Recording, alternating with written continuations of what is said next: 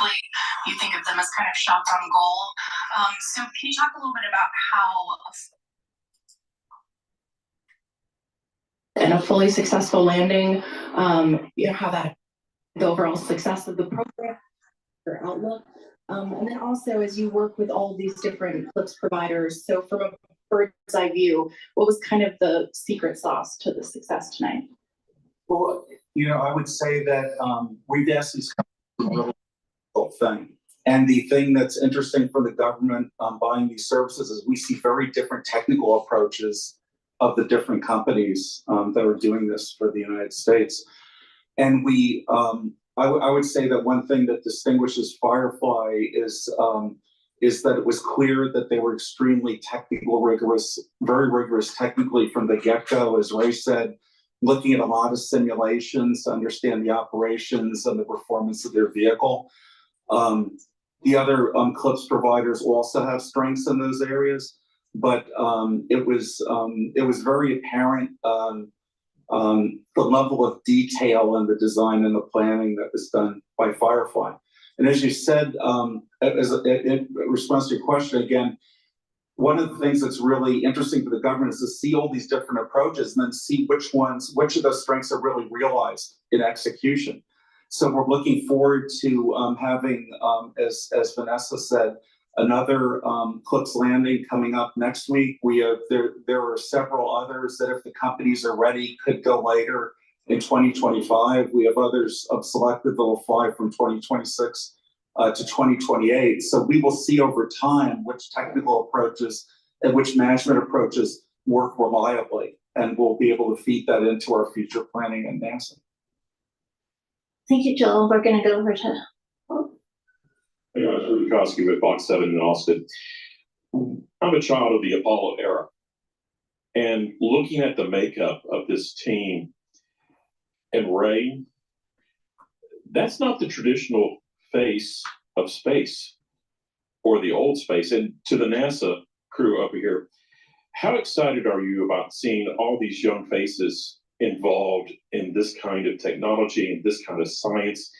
And what does that mean for companies like Firefly and others?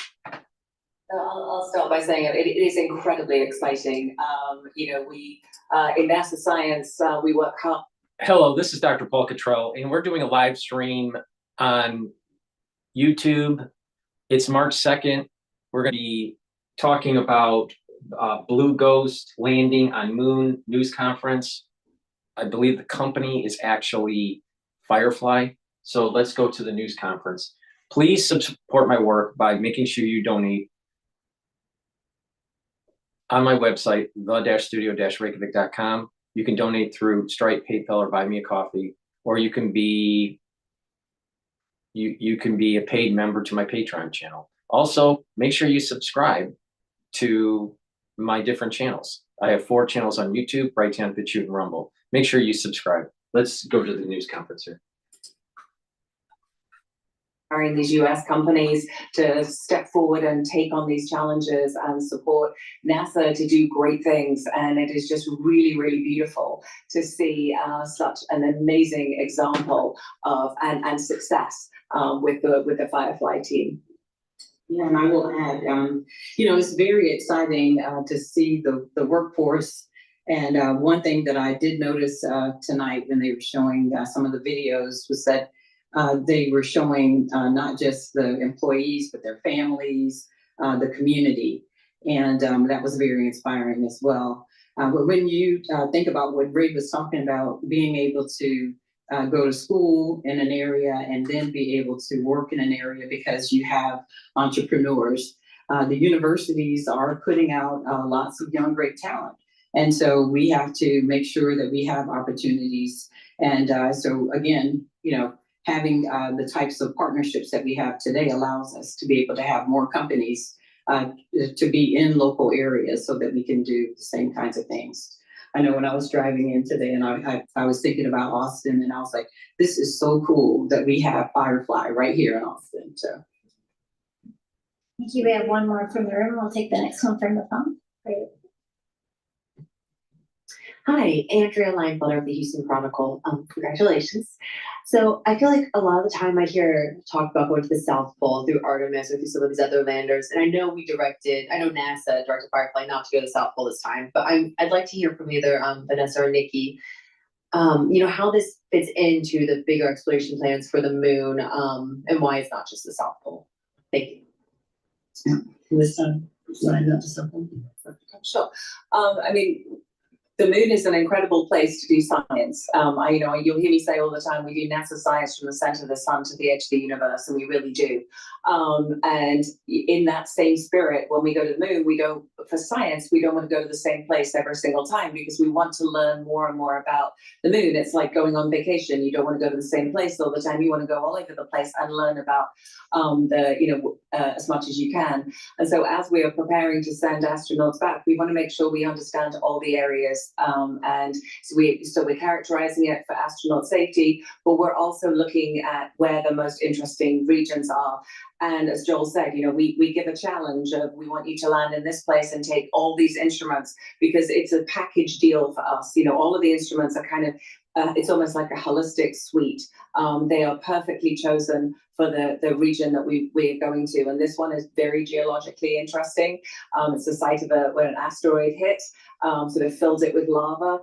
It's a very, very interesting region. It also allows us to look at kind of the solar wind interaction, look at a preserved record of what the ancient sun was like and how it interacted with the moon, giving us information about kind of the early solar system. So as we sort of think about how life formed and why life formed here on Earth, the moon we know is a big part of that, and understanding kind of how everything formed. This is a really, really great location to do that. With the intuitive machines that will land later, going close to the South Pole, very, very different goals, going to look for volatiles down there in partially shadowed regions. And so really it is just like, your delivery service. You pick the place you want your package to go. And that's just what we did with Firefly. We are continuing to listen in to a NASA news conference as the Blue Ghost successfully landed on the. Please go to my store, the-studio-reykjavik.com, and help support my work in doing these live streams. Please get the structural nano silver soap. This is in lavender, also in peppermint, in the new packaging. And in the old packaging, I have lemongrass and charcoal tea tree. So please go to my store, the-studio-reykjavik.com, and get the very high quality structural nano silver soaps. These are the soaps that I use. It's a great way to support my work and your health. Now, also, I partnered up with Rainbow Herbals and we've created awesome, literally awesome deodorant bars that are dual purpose. They help to detoxify your body and you use it as a deodorant. You can get it in peppermint, lavender, and tea tree, and in citrus. It's for males and females. Use it every day to help to detoxify your body, and you use it as a deodorant. It has no aluminum and no baking soda. It's made from essential oils from the Himalayas, all natural ingredients. Very high quality. Please go to my store, help support Rainbow Herbals and the work that I do to try to inform you about what's going on. So use discount 5, all caps, discount 5, and get these very high quality deodorants. Use discount 5 on any order. All caps, number 5. All right, now what I want to do is I want to take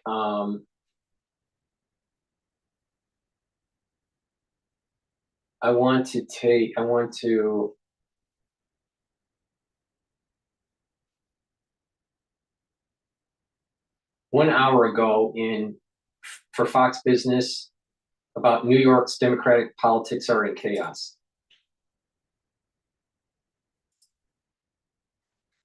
A federal judge for a total dismissal of his criminal corruption case. Defense attorneys citing alleged misconduct by prosecutors, suggesting that the Justice Department engaged in a quote quid pro quo with the mayor to dismiss the case. The dismissal was done without prejudice, meaning re-indictment of any charge is possible. State lawmakers say Governor Kathy Hochul's guardrails to limit mayoral powers is quote dead on arrival, saying it's all for show. from the governor. Joining me now is the People's Corporation founder, chairman, and CEO, Don Peebles. Don, great to see you. Thank you so much for being here this morning. I know you're back and forth, New York, Florida. What do you take away from all of this? A lot of chaos in New York City. New York City and New York State Democratic politics are in chaos. If you look at what's happened with the mayor, and then you follow that up with the governor, her own lieutenant governor announced the other day that he will not be running on her ticket, and he is setting up a campaign ultimately to run against her. I mean, that is astonishing. It would be the equivalent of a sitting vice president running against the president. Do you want Hochul to remove Eric Adams? No, absolutely not. And she doesn't even have the power to do it. It is a lengthy process. And in fact, she should have leveled with the public and explained that to them. She can accuse him of misconduct. It has to elevate to a level of illegal conduct in his official capacity. And then he gets the right to defend himself. It's an actual joke to be talking about it. And then the idea of her trying to limit his powers when she's probably weaker than him politically. Yeah, I mean, does this impact your business? Does that walk us through what the impact is for citizens and in New York and the real estate industry? Well, I think the real estate industry, the challenge we have is that the mayor lost 4 deputy mayors about a week or so ago. And so the challenge is leadership at the implementation phases of the government, be that in economic development, be that in land use, be that in human services that affects the general public, be that in public. We're live streaming on YouTube, on my website, and on X Spaces. So if you would like to do a call-in, please use X Spaces and do that call-in. This is an interactive show, so please participate in the chat and on X Spaces. In so many other areas. And so the challenge that the residents of the city and businesses have in New York right now is there's a void of leadership because the mayor's only one person. He's distracted both on his legal issues and political issues that he's got to confront coming up. And so it's a bit difficult to do business in New York right now. Yeah, I mean, look, the mayor has come around to understand the impact of so much money going toward illegal migrants. Now a new 2,200 capacity all-male migrant shelter is opening in the Bronx. It happened last week. It just opened as Mayor Adams is vowing to close the emergency migrant intake center at Manhattan's Roosevelt Hotel. Adams is praising his handling of the migrant crisis. Here's what he said, watch. We have to use smart policies. How do we bring people into locations where we get the services and move them out? When you think about it, out of those 230,000 that we've had, 70% are out of our care on to their next step. Great job on the part of this administration to handling the largest humanitarian crisis we've had in this city's history. I mean, Don, not just the migrant situation, but 1 in 4 New Yorkers say they cannot afford essentials like food and housing. The city's poverty level nearly doubled the national average in just 2 years. That's a report from Columbia University and anti-poverty group Robin Hood. Does it feel this way in New York, from your standpoint? Well, you know, what New York is an example of is failed policies. First of all, the open border policy of the last administration is the root of the cause of this migrant crisis. And that is why Donald Trump won such an overwhelming election or re-election returning to office. Adams welcomed migrants initially, and that was a big mistake. The reality is that we're spending over $6 billion a year in New York City to house illegal migrants, and we're cutting those dollars from New Yorkers who are needing assistance and for basic public services like public safety and other areas. And so, no, this migrant crisis is not being handled well. The way it's got to get handled is we got to stop letting people waltz into our country and accepting people who come here disrespecting our laws. And I think that's where we've got to go. And I think the mayor needs to be more forceful on that approach, but he's trying to dance along the tightrope of democratic left-leaning policies and then trying to be moderate so that he has a good chance of getting reelected, which I think is an uphill battle. Well, President Trump issued a new memo directing federal agencies to prepare for large-scale reductions in force and develop reorganization plans by March 13th. The president's also giving federal agencies a deadline of April 14th to submit plans to move offices and bureaus out of D.C. to, quote, less costly parts of the country. Good idea, Don? How do you view all of these cuts from DOJ? Well, I think it's an excellent idea. Historically, I mean, administrations, especially more moderate administrations, even Bill Clinton, came into office with the idea to cut the bloated bureaucracy.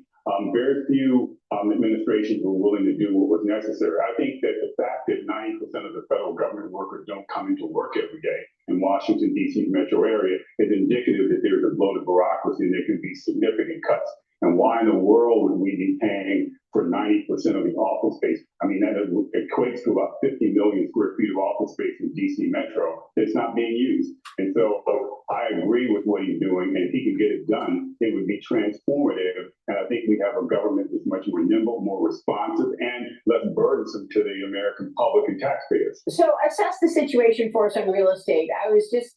We were just on set talking about the fact that mortgage rates are still pretty high, 6.99% at last check. That has hurt the real estate business. A lot of people say nothing is moving in New York. How do you compare New York to Florida? And I realize it depends on the area. Geography is very important here. But what can you tell us about the state of real estate today, commercial and residential? Well, look, let's go to Florida first. Florida's been a bright spot for quite some time, especially during COVID. But Florida has slowed down significantly. Commercial office space has slowed down in terms of consumption, and also the residential market has slowed down considerably, especially existing condominiums. I think that existing buildings in South Florida to buy as an owner or user of a residential condo, there's never a better time to buy existing. Because there's an oversupply. Single family houses, they're down too. New York has begun to have a little bit of a bright spot in terms of residential real estate in Manhattan. Condo prices are picking up a bit. The velocity is picking up a little bit as well. People are coming back to work because the leaders like Jamie Dimon and others are pressing their workers to come back.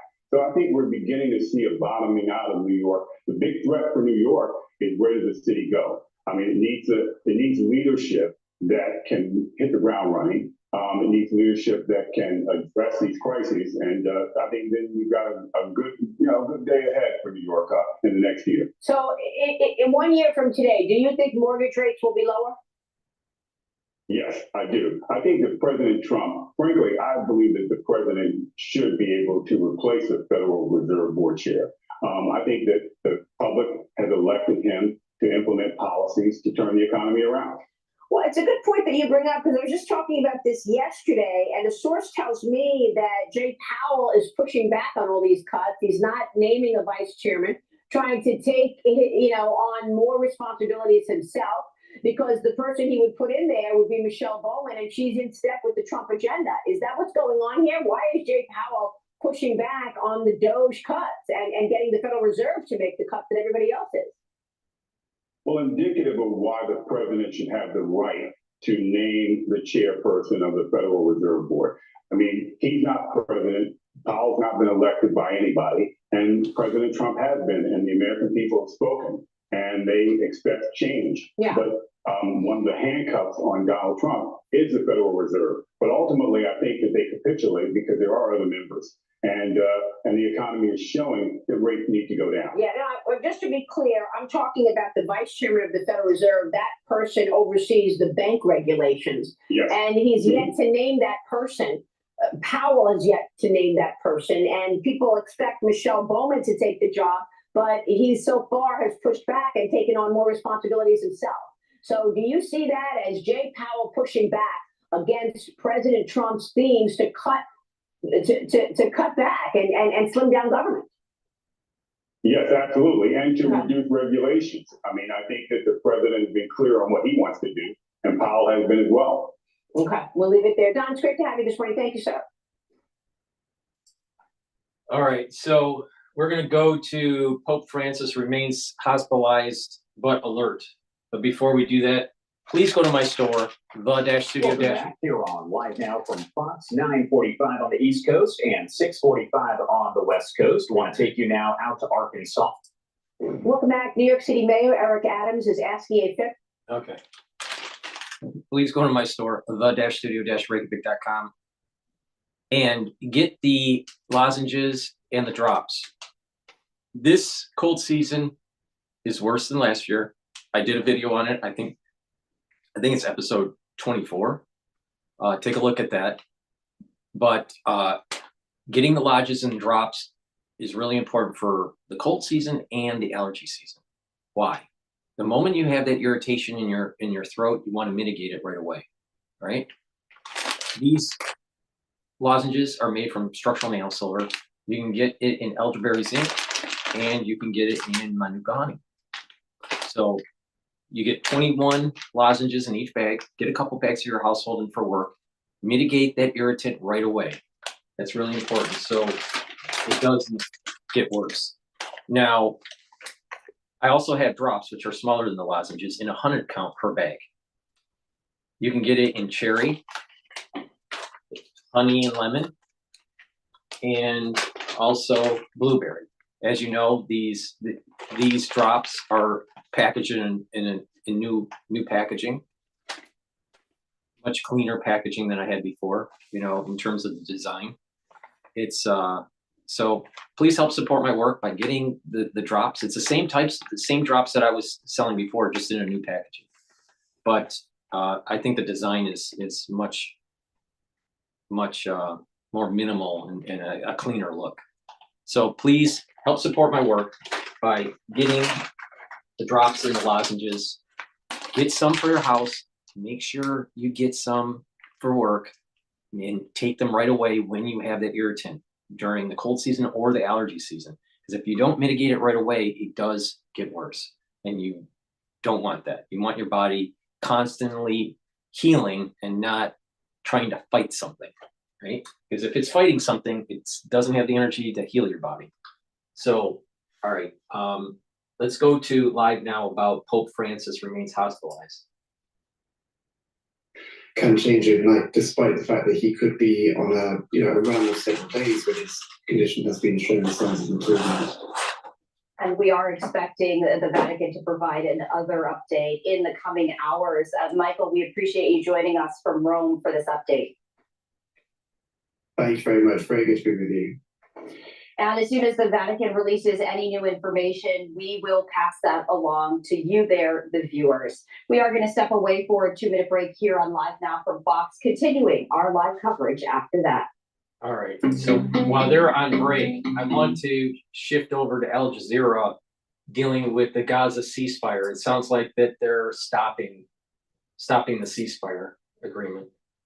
Phase 1, because Israel for the last several weeks has not wanted to really discuss phase 2, because that would mean a commitment to the end of the war. So rather, they are agreeing to this extension of phase 1, which in return Israel would get half of the Israeli captives who are still being held in Gaza. Israeli military intelligence says that of the 59, more than half have been confirmed deceased. So Israel will get captives who are alive and dead as part of this agreement. However, it's worth mentioning that Israel has largely stalled from negotiating for phase 2, and in this temporary truce of 50 days that is supposed to stop after Ramadan and after the Jewish holiday of Passover, which ends on April 20th, it's unclear what's going to happen, because there has been an impasse for so long on negotiations for phase 2, because the Israelis just didn't come to the negotiating table, because committing to an end of the war is not something that they're prepared to do.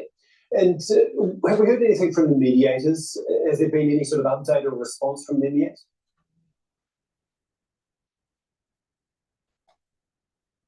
Well, we know what we've heard from the Americans in that they are giving Israel this ironclad support for them to do whatever they see fit, even if it means a return to the fighting. Haven't heard from the Qataris just yet, but the Egyptians have been speaking out, saying that if there is political will, there should be a phase 2 of the deal, calling on both Israel and Hamas to come to the table to try and find some sort of agreement, calling on all parties to agree to this framework that was brought forward by mediators just a couple of months ago, that was signed with the intention of moving forward. And it's worth mentioning that there will be a gathering of Arab foreign ministers in the Egyptian capital this week. Thank you so much, Hamda Salud, for us there in Amman. Well, let's take a look at what happened in the first phase. Although Israel did allow some humanitarian aid to enter Gaza, it was marred by repeated violations. Israeli strikes killed dozens of Palestinians during this period. The Israeli military said they approached its forces or entered areas in violation of the truce. The delivery of 200,000 tents was stipulated in the first phase, but only About 10% were actually allowed in, and none of a promised 60,000 mobile homes were sent in. Hamas says Israel's latest suspension of aid is another violation, and the ceasefire and aid deliveries were supposed to continue as the sides negotiated the second phase. Israel is obliged to allow an aid as an occupying power that is under international law. We're joined now by Mustafa Bitchute, who is the Secretary General of the Palestinian National Initiative. He joins us from Ramallah. Thanks again for being with us here. First of all, what's your reaction to Israel blocking all aid getting into Gaza right now? Egypt saying it's using aid as a weapon of collective punishment. Absolutely. Actually, regardless of whether there is a ceasefire agreement or not, Israel is obliged to allow humanitarian aid and humanitarian material to reach the people of Gaza, which are under their siege. Not allowing humanitarian aid into Gaza, not allowing medical material into Gaza. All right, this is the same old. This is the same old from Al Jazeera about the aid. All right, so so it looks like phase 2 is not going to take place. I want to pivot over to live now. They're talking about politics, Zelensky, and President Trump's address to Congress and the budget. So let's just drop in there. Chimed in about a diplomatic solution. I mean, he's seen diplomatic solutions, and I'm sure the vice president knew that was going to set him off. So I found that the whole thing was disappointing. It was sad for America. That's not the way we should be viewed. You got to put it in context of the week also. You know, the president had a discussion with President Macron of France that did not go particularly well either, because Macron had to correct him on a few things. The same thing happened with the Prime Minister of Great Britain. So this was the third event of the week. But where do we go from here? You know, a lot of Republicans in the Biden administration were fiercely opposed to money for Ukraine. You know, some were strongly supportive, like Mitch McConnell, but a lot were opposed to it. And, you know, I think the president is looking at that and saying that there just isn't that support for Ukraine that there once was. And I think what the whole point of this is to get Ukraine to do what President Trump wants them to do, which is turn over this vast mineral supplies. And, you know, that is the way the Trump administration has been acting around the world, which is to get our allies to bend to what we want them to do. So where does it go from here? Well, a lot's going to depend, I think, on whether the EU truly steps up. You know, clearly the EU has been spending more money than the United States has been spending to support Ukraine. But whether the EU steps up and takes up the gap that America is not spending. And then, you know, I'm sure Zelensky and President Trump will get together again and have a more cordial conversation about how they move forward. But the fact that President Trump has asked Ukraine to pay us back in minerals for what we invested in Ukraine is just contrary to everything in American foreign policy since World War II. So looking ahead to Tuesday, no doubt Ukraine is going to be part of what President Trump discusses during his address to Congress. What also might we expect to hear, also dominating the headlines? The cuts to the federal workforce with DOGE. We are taking a look at the tariffs set to get imposed on Tuesday. What are you keeping a very close eye on when it comes to President Trump's remarks on Tuesday? Well, you know, you highlighted some of them. First of all, it's going to be fascinating to compare this speech to the speech he gave in 2017. You know, it's traditional since Ronald Reagan, actually, that the incoming president gives a major address early in his administration. It's not the State of the Union. That's reserved for the president after that. But it'll be interesting to see the contrast. In 2017, he was very bipartisan. He talked well about NATO and our support for them, et cetera. I expect a very strident speech. I expect, you know, him to give a speech as the victor. You know, I am here as the president. We control both houses of Congress. I expect him to talk about how DOGE is saving Americans, you know, trillions of dollars, which, as we know, is not true. I expect him to talk about how immigration is working very well since they're taking over. I expect it to be very anti-Biden, very anti-democratic. Democratic Party. And I think he will lay out his agenda, and he will call on Congress to pass his agenda. He will call on Congress, to instill the tax cuts that he's looking for $4.5 trillion in tax cuts. He'll ask them to pass that. He'll want support on the tariffs. He'll want support on immigration. He will literally walk us through what he wants his administration to do and ask Congress for support. I expect it to be highly, highly, highly partisan. It's coming from a president who is not running for re-election because he can't. So he sort of has nothing to lose. It's how does he galvanize the country behind these issues? And that's what I think we'll hear Tuesday night. Meanwhile, we're looking ahead to the budget. We have the House proposing, one budget, the Senate on the other.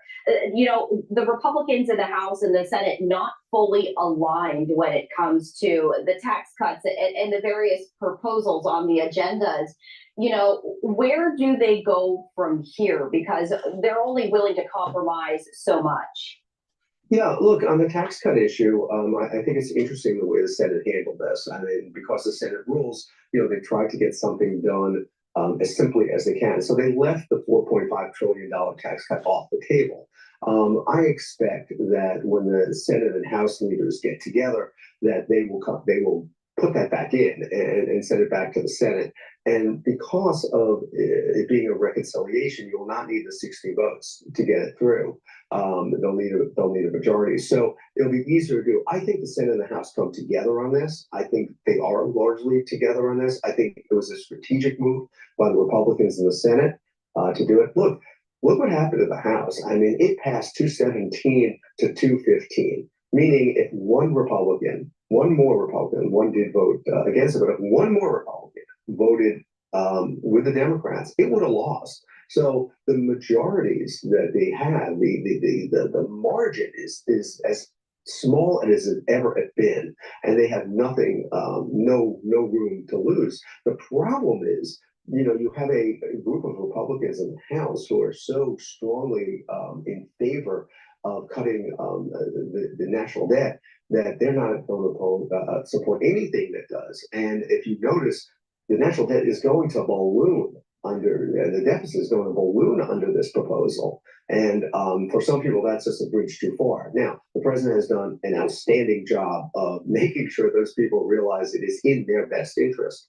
to support these bills. And I think they will fall in line and do just that. But there is a lot of anxiety amongst Republican members of the House and Senate who strongly oppose some of this because the numbers don't work. I mean, you have a $4.5 trillion tax cut, and you have a 1.5 cuts, and that leaves a $3 trillion hole, which they're hoping is going to be filled by a rising economy. Well, wow. That is really wishful thinking. I mean, we all hope they're right. It's going to be great for all Americans, the stock market, et cetera, if that's true. But a $3 trillion hole, that's hard for a lot of members of Congress to take. It's going to be a very busy week coming up. Richard, as always, we appreciate you taking the time to join us here on Live Now from Fox. Well, thank you very much. It's always great being on with you. Thanks. And we do want to let you know. All right, so we're going to pivot over to Fox Business about people waking up across Europe. I think it's dealing with green energy failing, and probably they got to go back to fossil fuels, but we'll find out. But please go to my store, the-studio-reykjavik.com, and get the vitamin C and magnesium, and also take magnesium and zinc. Both of them help to boost up your immune system. This is a great stack to boost up your immune system. Now, with vitamin C and magnesium, take this supplement, drink filtered water with it, and it will improve your skin, especially if you take collagen, because the vitamin C will cross-link with the collagen when you drink filtered water. Drink about 64 ounces of filtered water a day, or about 32 ounces, depending on how much you can drink. But it's really important to take vitamin C every day. If you're not feeling well, take a double dose. Make sure you drink it with filtered water. And it stacks really well with collagen. And magnesium and zinc will help to boost up your immune system. You can take these together. Now, if you're not feeling well, take a double dose. Take one dose in the morning and then take another dose in the evening if you're not feeling well. And then go back to your your once a dose a day routine for maintenance. Please go to my store, the-studio-reykjavik.com. Take the vitamin C and the magnesium zinc together for a very good stack to improve your immune system. And toothpaste. This structural nano silver toothpaste has no fluoride. It'll whiten your teeth, freshen your breath, reduce inflammation at the gum line, improve your gum health, and reduce plaque because it's neutralizing the pathogens that create plaque. Now, by having good oral hygiene, you're reducing the chances of cardiovascular disease and valvular disease. Really important. This is a very high quality toothpaste. You're not going to be able to buy a better toothpaste than this. It is a little bit more expensive, but it is the best toothpaste that you can get. So please go to my store, the-studio-reykjavik.com. Get this very high quality structural nano silver toothpaste. Get a few tubes for your household. Use discount 5 and you get $5 off. I want these very high quality products in your hands, using them to improve your health. 2025 should be the year for you to be healthy and to get on this path of improving your health and slowing down the aging process and having more longevity and vitality. Please go to my store and get this structural nano silver toothpaste. And again, use discount 5 on any order and you get $5 off.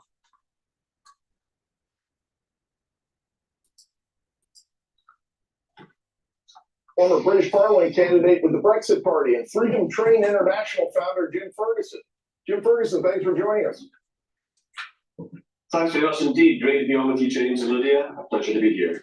So I'm looking at this German, the results of the election there, which I think is going to be huge for, obviously for Germany, but all over Europe. And I'm wondering how big the turn is going to be from the green policies they endorsed right now, because they didn't want fossil fuels. They didn't even want nuclear. They now have electricity that's more than double what it is in the United States. Do you see them actually reversing and embracing efficient forms of energy, or is this just a situation where they don't go any further toward renewables?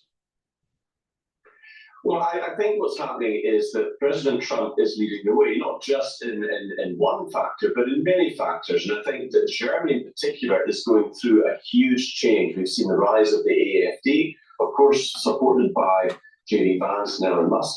And I think one of the big issues here is the fact that the globalists, the new or the old rules-based order, is starting to come under serious pressure. People are waking up across Europe, in fact, to the whole climate scam. President Trump is absolutely right to call it out for what it is. And of course, he's promoting fossil fuels. He is going and he is putting America first. It's great to see. And of course, this is all coming at the same time where he's putting America first and energy first policy agenda right at the top of the list among America's priorities. Take us into a little bit more about this shift to the right. You know, with respect to Germany in particular, what we're talking about here is the recent election where the conservatives saw big gains, AfD, as you just mentioned.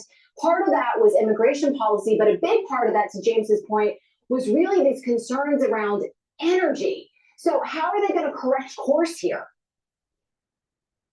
Well, they're going to have to get real. They're going to have to understand that the solar panels and the wind turbines just don't really cut it when it comes to energy security. We're talking energy security, and I really think that where you've got this whole Ukrainian situation, the blowing up of the pipeline, it showed to Europe just how dependent they actually were on gas and oil. And I think one of the biggest factors going forward here is indeed energy security. So all of the climate scam kind of nonsense that we've been getting thrown at us over the last decade is starting to really fall flat. President Trump is leading the way here, and I think other European leaders, including those in Hungary with Viktor Orban, for example, are starting to pay real attention, not just in this, but in the withdrawal of the World Health Organization, and in many other factors. Trump is truly leading the way. Okay, Jim, we want to move on to moments ago. Ukraine's President Zelensky spoke to Fox News' Brett Baer about the path forward after getting the boot from the White House. How does the war end? how do you get to a deal? You're at a place right now where there is no deal.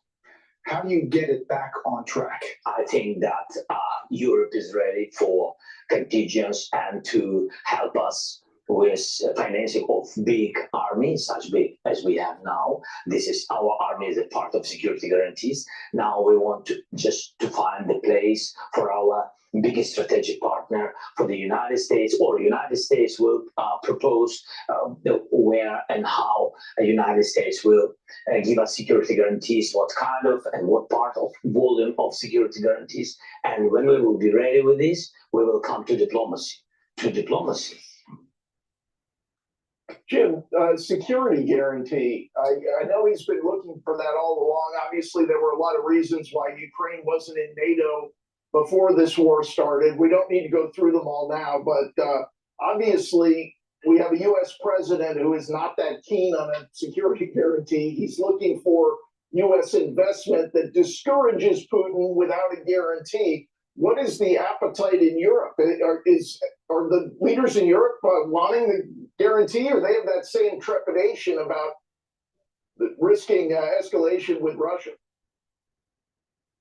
Well, what's happening in Europe is they want to prolong the war. There's a lot of war hawks within the old globalist order, the rules-based order, as we like to talk about it. And we've got a new power rising in the United States, and that is Donald Trump and his new administration. He wants peace. Vladimir Putin respects President Trump. They both respect each other, and both those nations want peace to be brought about. But it's very important to understand that what we observed in the Oval Office was unprecedented. And he was effectively evicted there from the Oval Office, from the White House.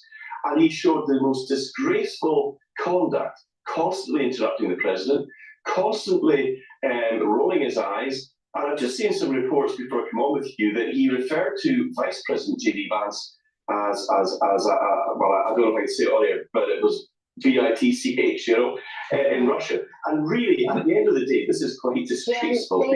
I'm so sorry to cut you off there. I wish we had more time, but thank you so much. The problem is, by having a guarantee, explicit guarantee, then that is almost a quasi in the orbit of NATO.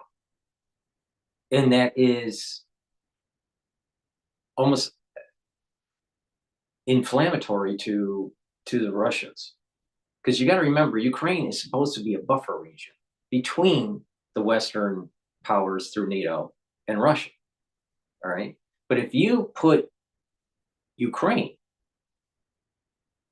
to the side of NATO, or some sort of quasi orbit of NATO, then it's no longer truly a buffer region.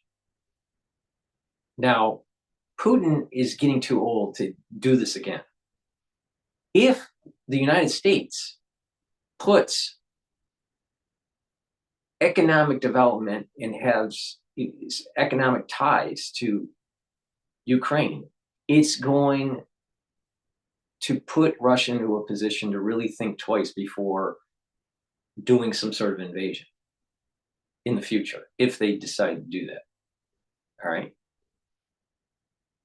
And the other part of the equation here is that not only enhancing the economic relations with the United States and Ukraine, but also enhancing the relationship economically between the United States and Russia. So there isn't going to be a reason to go to war. So there's a good chance, if they follow the Trump plan, that you end the war quicker and you get the economic integration for Ukraine and for Russia into the orbit of the United States faster. That's a win-win for everybody. But the way Ukraine is doing it, he's setting this up where it's setting up a future war later, because it's viewed as escalatory.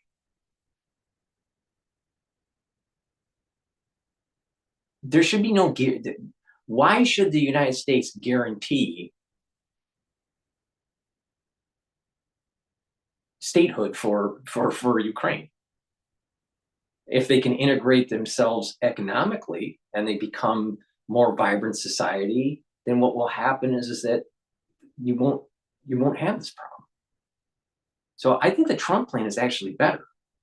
If you do these military guarantees, defense guarantees, I think this is just another step in the same mentality of the Cold War. It's a Cold War strategic mentality of expansion of NATO, or some sort of quasi expansion of NATO. I think it's a bad idea, very bad idea. All right, let's go to Al Jazeera, what they're talking about with Ukraine and Europe. Commerce Secretary, who was at the meeting, or the general small talk before the photo opportunity, was saying, Zelensky came in, and it was just demands, demands, demands, he says. It was, I want Russia to leave all of Ukrainian territory. I want $300 billion of reparations from Russia, and I want US security guarantees, the backstop in Starmer's parlance, immediately, and all this. And they're saying, look, the conflict is still going on. This is what Lutnick said. We're not going to give you security guarantees from the US while the conflict is still going on. That will lead to World War III. We have nuclear weapons. Russia has nuclear weapons. We're not going to give you security guarantees. We want to get to the table. We want to get to negotiations. Then we can start hammering out this stuff. But until you're ready, we're not going to give you help just so you can continue the war. We'll give you help. We'll give you arms. But as long as you're committed to peace, and there's no indication, as far as the Trump administration is concerned, Zelensky wants peace. He just wants American support to continue the war. Okay, thank you so much for breaking all of that down for us, Shihab Ratansi in Washington, D.C. The Ukrainians are hopeful something tangible will come out of the defense summit underway in London, but the disastrous public spat between their leader and US President Donald Trump has cast doubt over what may happen next. Charles Stratford reports from Kyiv. Sunday worship at the St. Volodymyr Cathedral in the Ukrainian capital. Built in the mid-19th century, the frescoes created by artisans from Venice, the church was closed for decades under Soviet rule. After 3 years since Russia's full-scale invasion, people are struggling to come to terms with what happened in the White House between their president and the leader of their most powerful ally. We had hoped that a historic moment would take place, the signing of mutually beneficial agreements in Washington. Unfortunately, temptation prevailed, and instead of peace, we got even more war, this time in the political arena. I deeply appreciate everyone who supported us then and continues to support us now. My husband has been fighting since March 2022, and I still hold on to hope that victory will come soon.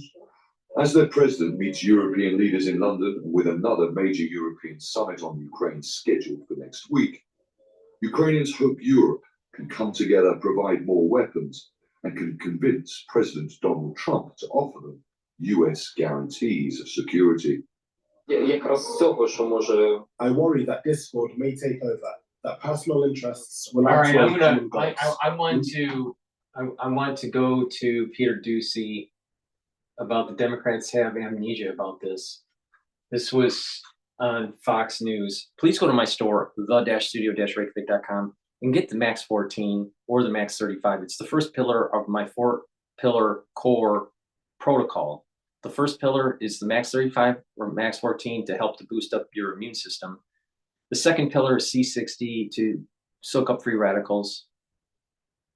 The third pillar, turmeric, ashwagandha, and lignans to bring down inflammation. And the fourth pillar is Boomer Boost to boost up your energy levels and your metabolism.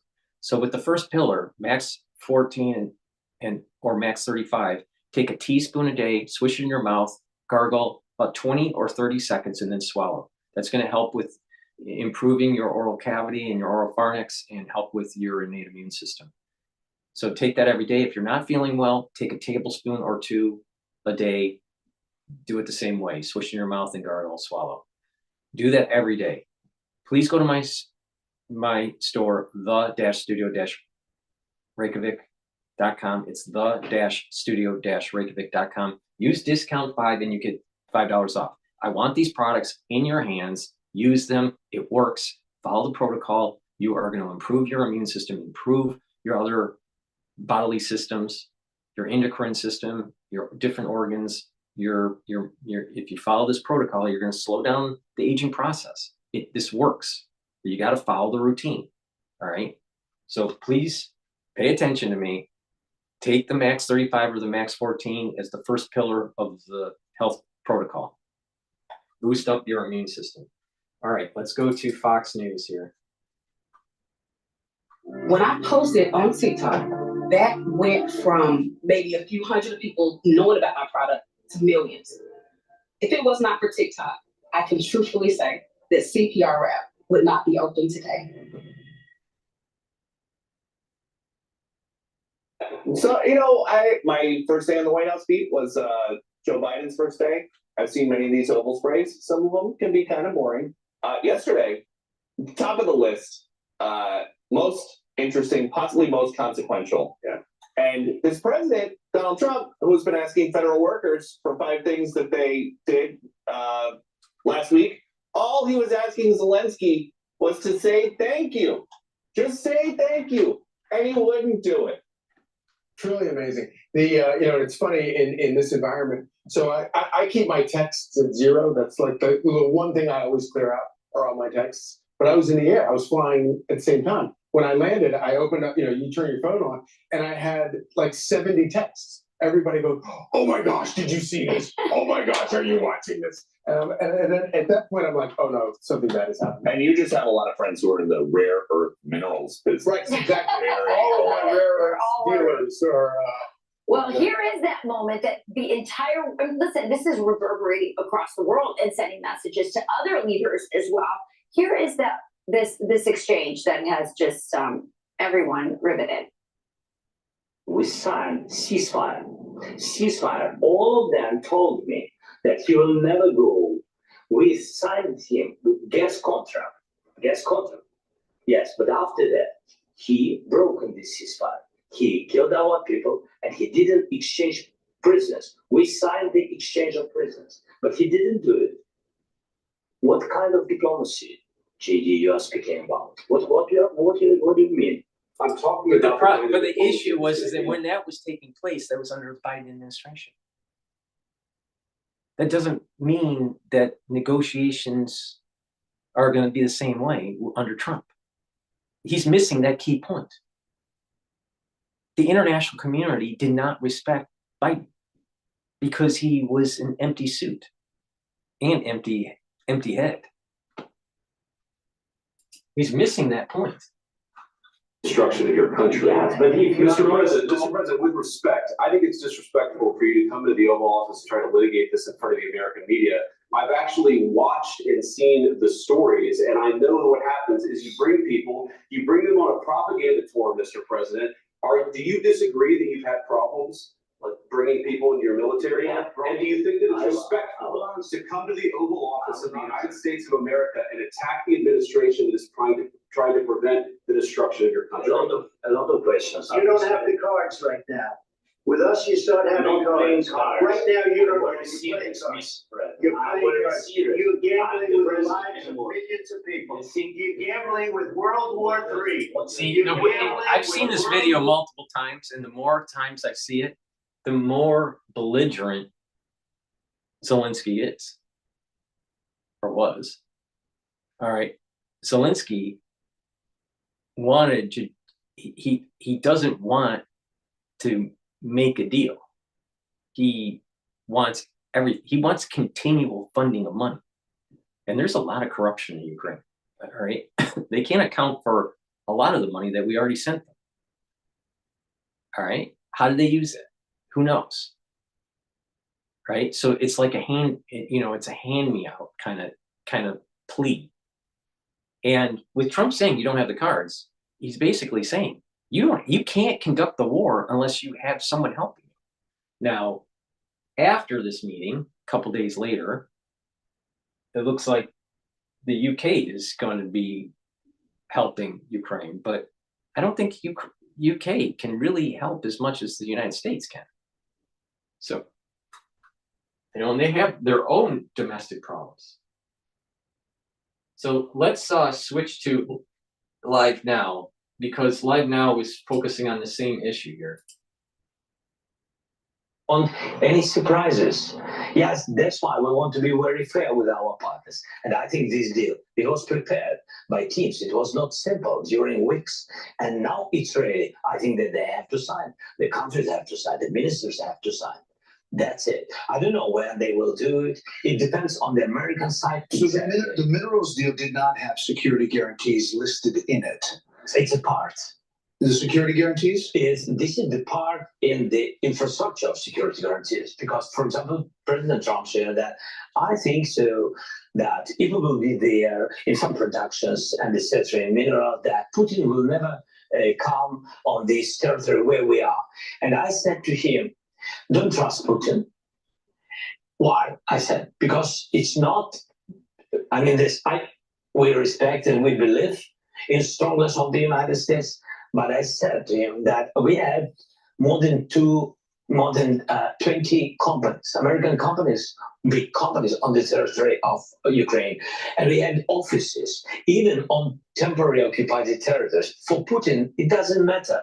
It's American, European company or Ukraine, it doesn't matter. He just came and occupied it. That's what I said. I think this is a great idea, how to strengthen Ukraine and how to make business between two countries, how to make additional jobs for two countries. But it's not just these will not save us. I read what the Democratic senator said, that Trump has become Putin's lapdog. Do you agree with that President Trump is too close to Vladimir Putin in your mind? We spoke about it, and I think today very openly, President Trump, he said that I want to be in the middle. Otherwise, I will not put these guys at the table. And is he right? I want to be very honest, I want really him to be more at our side. I will explain why. Because it's not just that the war began somewhere between our countries. The war began when Russia brought this war to our country, and they're not right. And they are not right. They didn't respect our territorial integrity. They brought the war on our territory to our families, sorry for repeating, to our houses. And they're not right. And of course, all the Ukrainians want to hear strong position of the United States on our side. And from one side, it's understandable. From another side, he wants to find some way of dialogue with Putin. But he always said, as I remember, he always said that peace through strength. And that's why I think that he's strong, United States strong, two parties together in this question, two parties always together against Russia. You're very strong to do strong steps against Putin.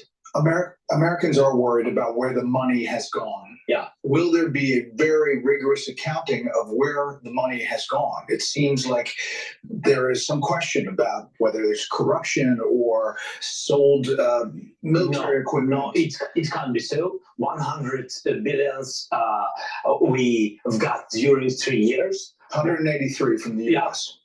Now, on the paper, in the documents, yes, but we have, in fact, because 67 came like a weapon.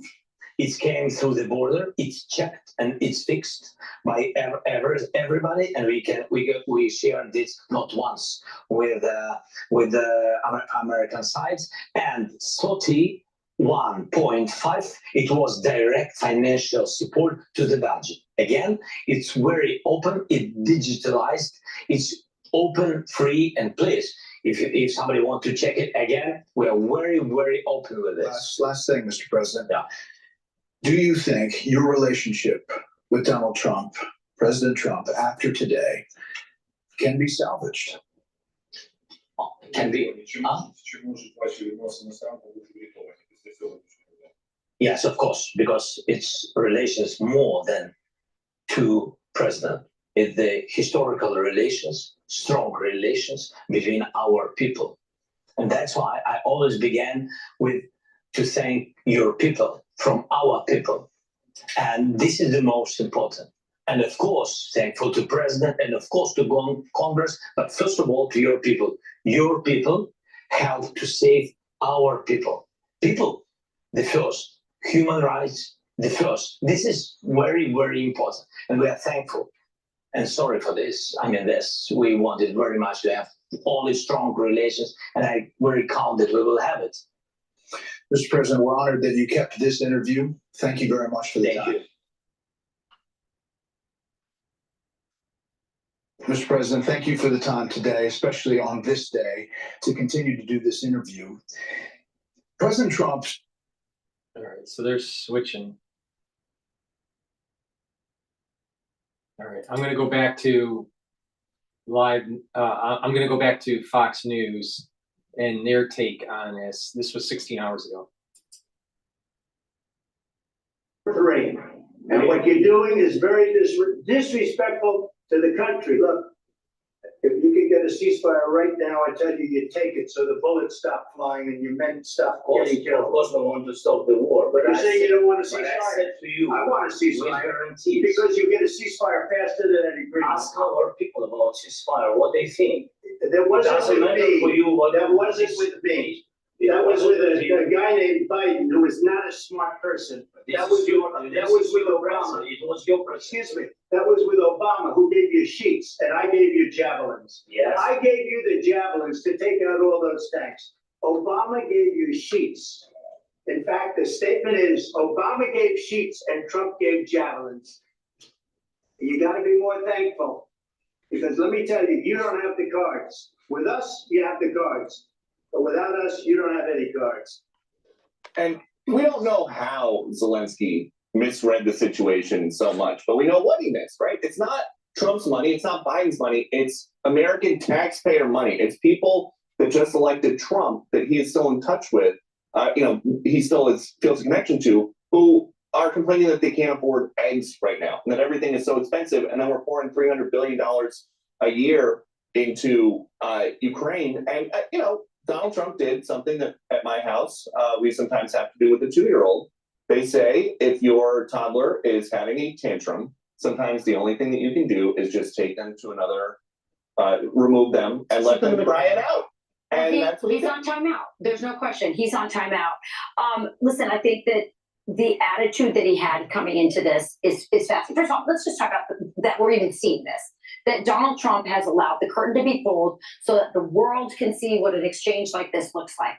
And also see who Zelensky is, because he's been sort of propped up as this, George Washington figure, and yet you see the way he acted in here. He literally believes everything the elites and the neocons told him about himself. He didn't seem to realize that USAID actually paid the celebrities who came in to see him. He's believing his own sort of Euro press, and he comes into this meeting with that attitude. And listen, I saw a lot of alpha male energy coming from Donald Trump, from J.D. Vance, saying, "Listen, I don't know what the other guy did before me, but this is a new sheriff. We're going to end this war because a lot of people have died." J.D. Vance talked about, how they're forcing conscripts up. I've read stories that they even took men with Down syndrome and recruited them and forced them into bands to recruit them to go into this meat grinder of a war. This has been a brutal war, and Donald Trump said to him, "You are gambling with World War III, and we're not going to pay for this." And of course, after that explosive meeting, Zelensky canceled all of his interviews with American media after that, except for our own Bret Baier. But then he went on with Bret Baier last night on Special Report and did not take the opportunity to apologize. Do you think your relationship... Before we do that, please go to my store, the-studio-reykjavik.com. Like I was telling you about the vitamin C, drink the filtered water, about 64 ounces throughout the day. That vitamin C can cross-link with the collagen. Collagen helps with your muscles, with your bones, with your joints, your ligaments, your tendons, your cartilage, your skin, your hair, your nails. So please take this every day. It's a powder. It has a extensive amino acid profile. So if you want to improve your skin or you want to improve your bone structure and your joints, take this every day. There's a big scooper. Take 1 scooper a day. Mix it with soft foods or with filtered water or a smoothie. Some people even mix it with milk. It's up to you. Please go to my store, the-studio-reykjavik.com, take the collagen, and also do resistance training to get more benefits from improving your joints and improving your bone structure and your muscle structure. So use discount 5 and you get $5 off. I want these very high quality products in your hands. Why? I want you healthy. A healthy person, a healthy society is a more productive society. All right. So get the collagen and follow my protocol. I tell you how to improve your skin and how to improve your joint health and how to get healthy and improve your bone structure. Go and get this very high collagen from my store, the-studio-reykjavik.com. With Donald Trump, President Trump, after today, can be salvaged. Can be. He's just repeating. Yes, of course, because it's relations more than two presidents. I'm just going to rewind this. He already said for people, that he can get a better deal from Donald Trump by holding out. But based on everything that we know about Donald Trump, that's not going to happen. And these Zelensky political geniuses should have told him beforehand that it's possible J.D. Vance or somebody in the room might bring up that he did campaign alongside these Democrats in the 2024 cycle, because there is one person in the world with an encyclopedia in their mind of everybody who ever campaigned with a Democrat or another Republican, and that is Donald Trump. And we've got this video. There they are in Scranton, Pennsylvania. Zelensky went to Battleground, PA, with Josh Shapiro, the #1 Harris surrogate for a while once Biden was sidelined, and Bob Casey, who was running, is right there behind him. He lost, and they were watching these missiles that the U.S. was paying for and sending over to Ukraine. Look, he's signing them. And he was acting like he didn't know what Vance is talking about. Oh, you went and campaigned with the opposition. That's what he's talking about. Not only did that happen, but I believe Donald Trump tried to report this as foreign interference in this election. And by the way, repulsive signing these bombs that are going to kill. And yes, in the same outfit that you wear to the Oval Office, by the way, at the bomb factory. He has like one costume. And of course, foreign interference also being the premise of the entire first sham impeachment against Donald Trump in the first place. So it's kind of worth noting that. But it also goes back to the point with Zelensky. You have no cards, bro. The only cards you have are the cards that President Trump is providing you. The American people are providing you. That's the only reason you're here in the first place. And for him to get all cheeky and talk about, oh no, we're not playing cards here, like refusing to accept. It's like dealing with like a drunk, insolent teenager, trying to have a logical debate with him, and he's just being like, and you can't be surprised that it ends up pissing off Donald Trump. Yeah, and J.D. Vance. And J.D. Vance. Everybody else. I think the role of Vance in this was so fascinating. The way he and Trump are tag teaming on this. And they're both on the same America First page. It's bad cop and better cop. Yeah, it's amazing. So no surprise, Democrats took that America First exchange that you just saw, and they're on the side of Zelensky. Watch. President Trump wants to look tough. It's important for the American people to understand, because of what happened today, we are all less safe. They're going to be happy about this. Putin and his cronies are probably popping champagne bottles right now. What we just witnessed between Donald Trump, J.D. Vance, and President Zelensky inside the White House was an ambush. It was a planned ambush designed to embarrass President Zelensky in order to benefit Vladimir Putin. That was an embarrassment. That was an abomination. The President of the United States is a coward who is Vladimir Putin's puppet. It's just embarrassing that the only hero in the Oval Office, the only decent human being for that matter, is the Ukrainian. It's a very sad day and an embarrassment for the United States on the world stage. But let's step back and analyze what's happened here. I think there's no question that this was a setup. You heard Donald Trump say at the end of that clip he played, this is great television. This was a setup. You know what was a setup? Susan Rice. Susan Rice set up this whole war. Susan Rice encouraged Zelensky to push for entering into NATO and sort of signal we might do that.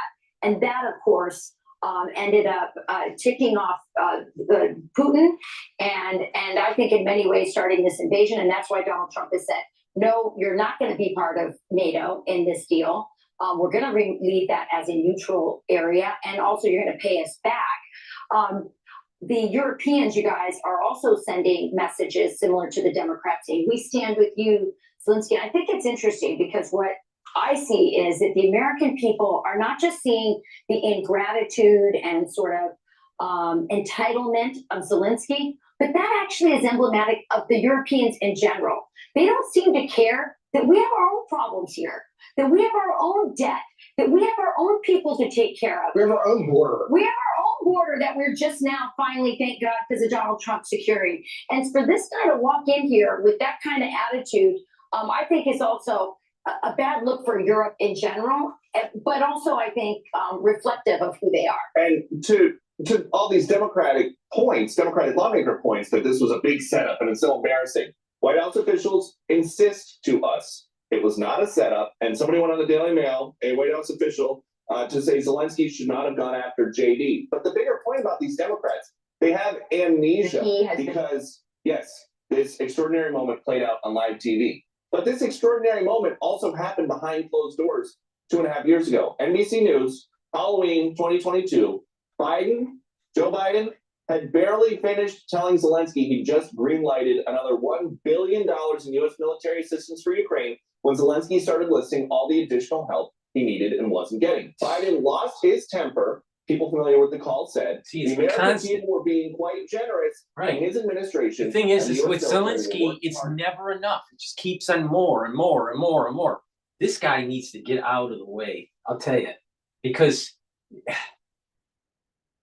he's wasting American taxpayer dollars. And I don't think he's the right person to actually create peace in the region. Sometimes you have a war president, and then you need a different president for actually the peace process. But Zelensky just wants more and more. He said, never raising his voice, and Zelensky could show like a little spoiled more brat. gratitude. If you swapped in the names Trump and Vance, that is pretty much exactly describing what we saw yesterday. They just, in politics, there's this rule, never, the top people, they never really say sorry for anything. But you can say thank you. Yeah, but what's interesting is that was a private call. It's hard. We heard that readout of it, but it's a whole other thing, isn't it, Charlie? Just seeing it, seeing his face, seeing his smirk, seeing him roll his eyes, seeing him refer to JD Vance, the vice president, as JD, while JD refers to him as Mr. President, showing up in the Oval Office, wearing his military costume and sitting there like this. Wait, you sit there like this if you're in trouble for something, or if you're really worried about the body language was something else, and the eye rolling and the huffing. It was the body language in and of itself was pretty amazing. Well, he said, as Donald Trump said, you're gambling with World War III. Donald Trump doesn't want to fund it. I think most of the American people are with him. Please go to my store, the-studio-reykjavik.com, and get the probiotics that I have. I have it in veggie cap version or in the powdered version. The powdered version, there's a little scooper. You mix it with soft foods or with filtered water. Take it every day and improve your gut health. It'll help with the immune system, bring down inflammation, and improve the communication between your gut and your liver and your gut and your brain. And by improving your gut, you're reducing the chances of early onset of dementia or Alzheimer's. You are going to be able to think more clearly, and you'll be less irritable. Your metabolism will be better, and your energy absorption of your food will be better. So please go to my store and get these very high quality probiotics. Take it every day to improve your gut health. Very important. Also, with a good gut health, you're going to improve your skin. So please go to my store, follow the protocol, take them every day, use discount $5 off. I want these products in your hands. Use them every day. I want you to get healthy. Follow the protocol. It works. Please go to my store, the-studio-reykjavik.com. Now, also, that's part of a holistic approach. It's not just taking supplements, but there's a holistic approach to it. It's proper diet, proper exercise. That means balancing, stretching, cardiovascular exercise, and cardio training and resistance training. All right. So all four of those are important. Some people just do yoga. That's not enough. Some people just do balancing exercises or stretching exercises. Not enough. If you're only weightlifting, not enough. If you're only doing cardio, not enough. You got to do all four of these. All right. Because they are creating these growth signals in your body and activating different types of neurons. All right. The neurons for your joints are different than the neurons for your muscles. The neurons to help you balance, right, and coordinate the different musculature is different than just weightlifting. All right. So it's really important to do balancing exercises, stretching exercises, weight training, and cardio training. Okay. Really important. Another pillar is proper sleep.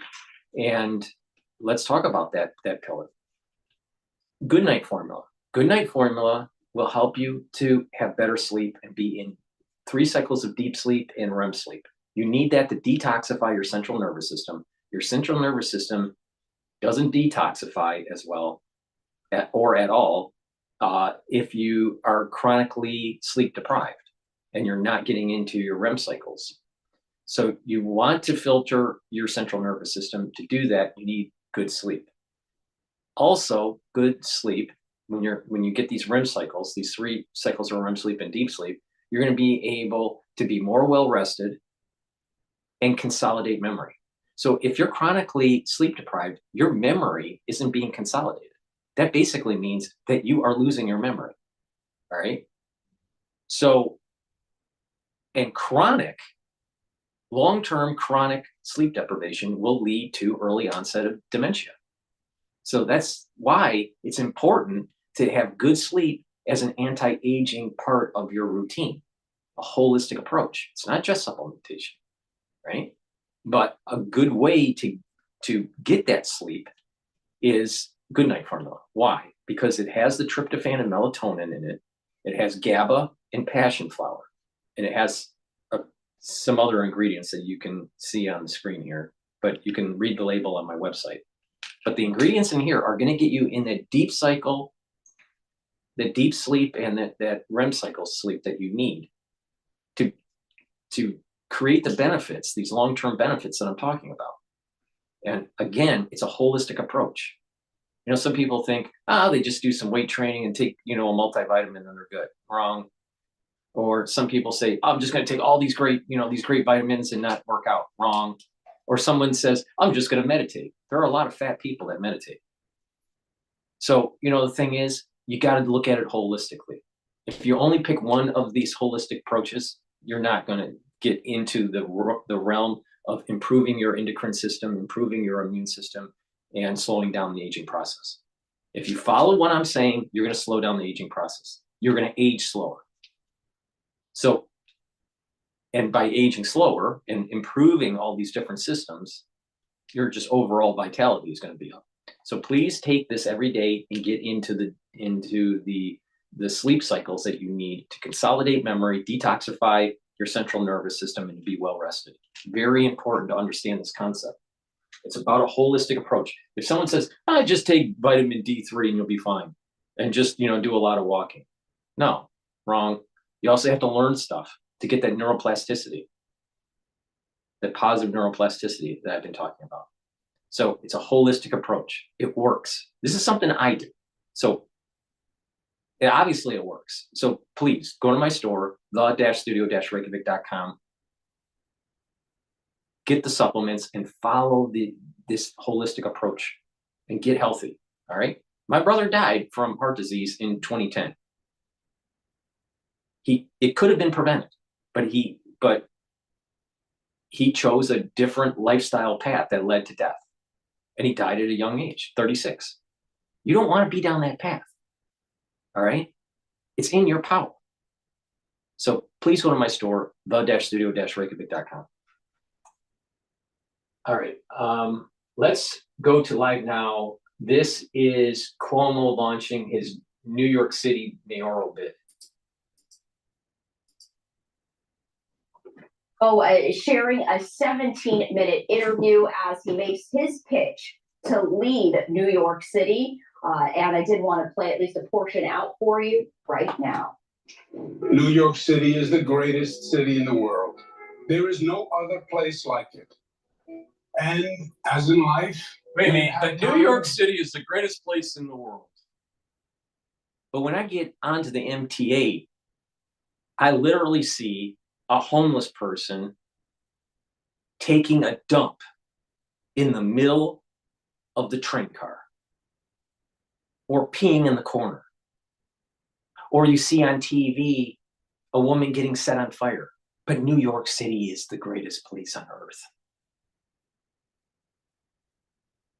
You have to worry about the illegal gangs, the illegal immigrants that are these gangs running around stealing stuff out of the store. New York City is so great that now almost every store that's like a convenience store, like a CVS or a Duane Reade or like a Walgreens, all the products have to be behind plexiglass because you have lots of people that happen to be either illegal immigrants or, let's just call it for what it is, blacks stealing. Now, it doesn't mean that all blacks steal, but there are many blacks that are stealing in New York. That's obvious. I mean, all you got to do is just watch the local news every day. But it's the best place in the world. If New York's the best place in the world, then every place else must be a real shithole.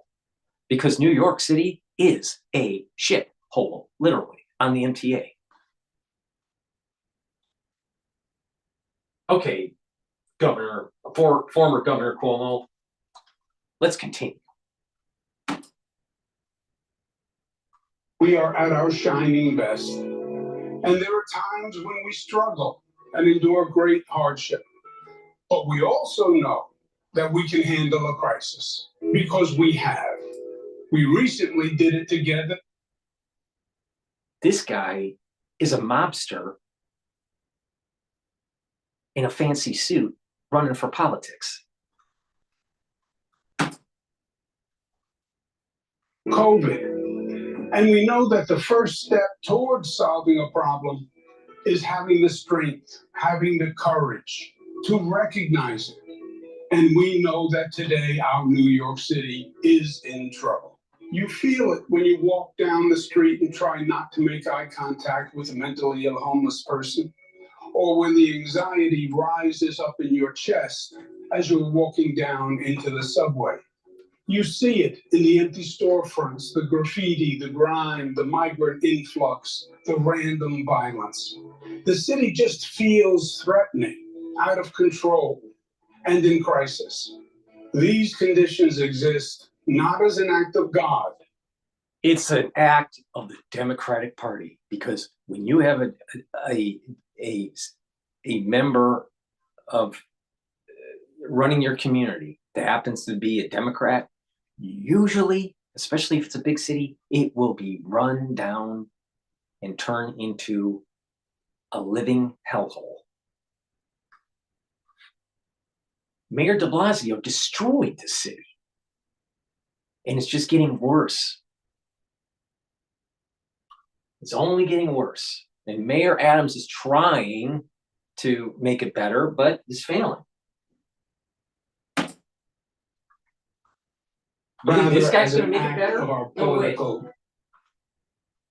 only going to make it worse. He will only make it worse. And not only that, it's just amazing. It's just amazing with this guy.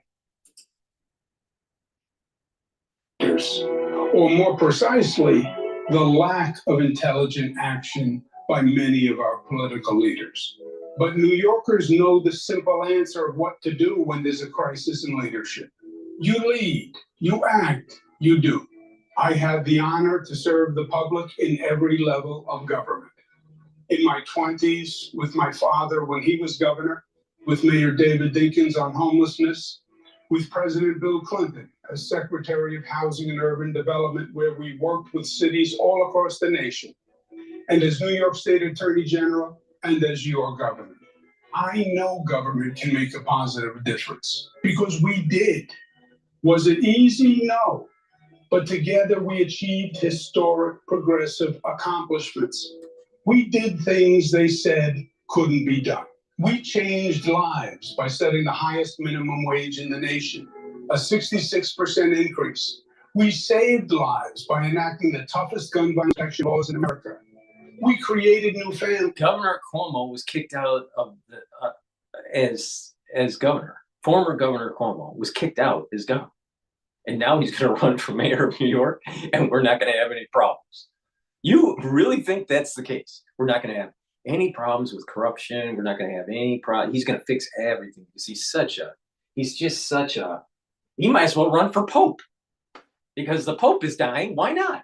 Why doesn't he run for, the Vatican?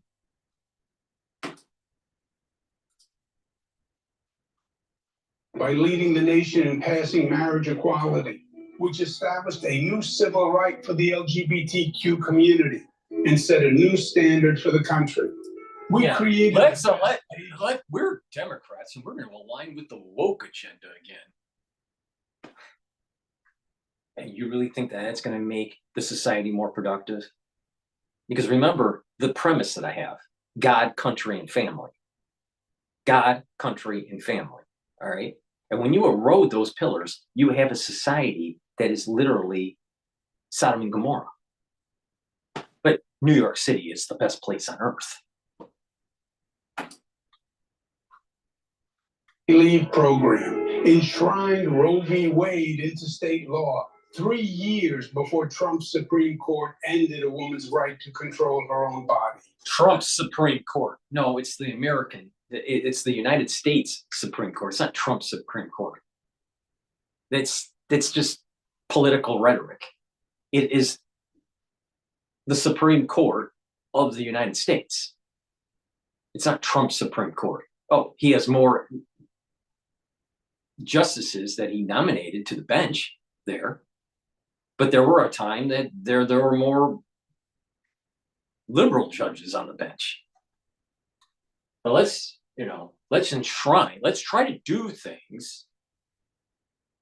Let's try to create society that may be antithetical to these three pillars that I'm saying. And sometimes these states try to create laws to circumvent certain rules that the Supreme Court has decided on. Now, in some cases, the Supreme Court will say, this is not a federal issue, this is a state issue. All right. And this whole abortion right stuff, right? Because it's not, it's not,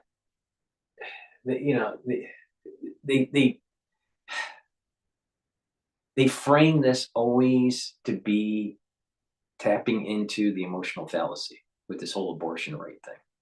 But the Supreme Court didn't say that. The Supreme Court said that it's not a federal issue, it's really a state issue. All right. So it's up to the state to make these decisions. But if a state makes a decision that is antithetical to those three pillars, it doesn't mean that good things will happen for the state. Right? So there's lots of things that are happening that are negative to the society when you erode these three pillars of God, country, and family. So pay attention.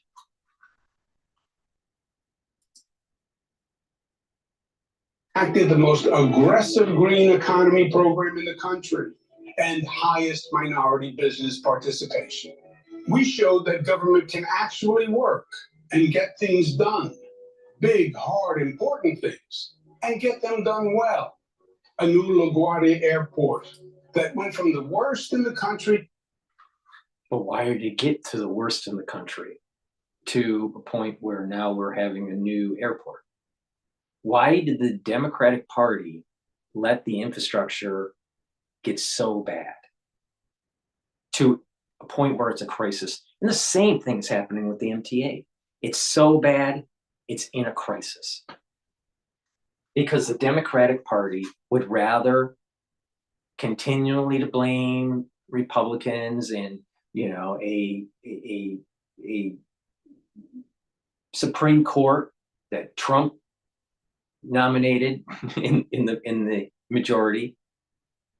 They would rather play the blame game. They would literally rather spend the time to go after people like Daniel Penny, trying to protect passengers on the train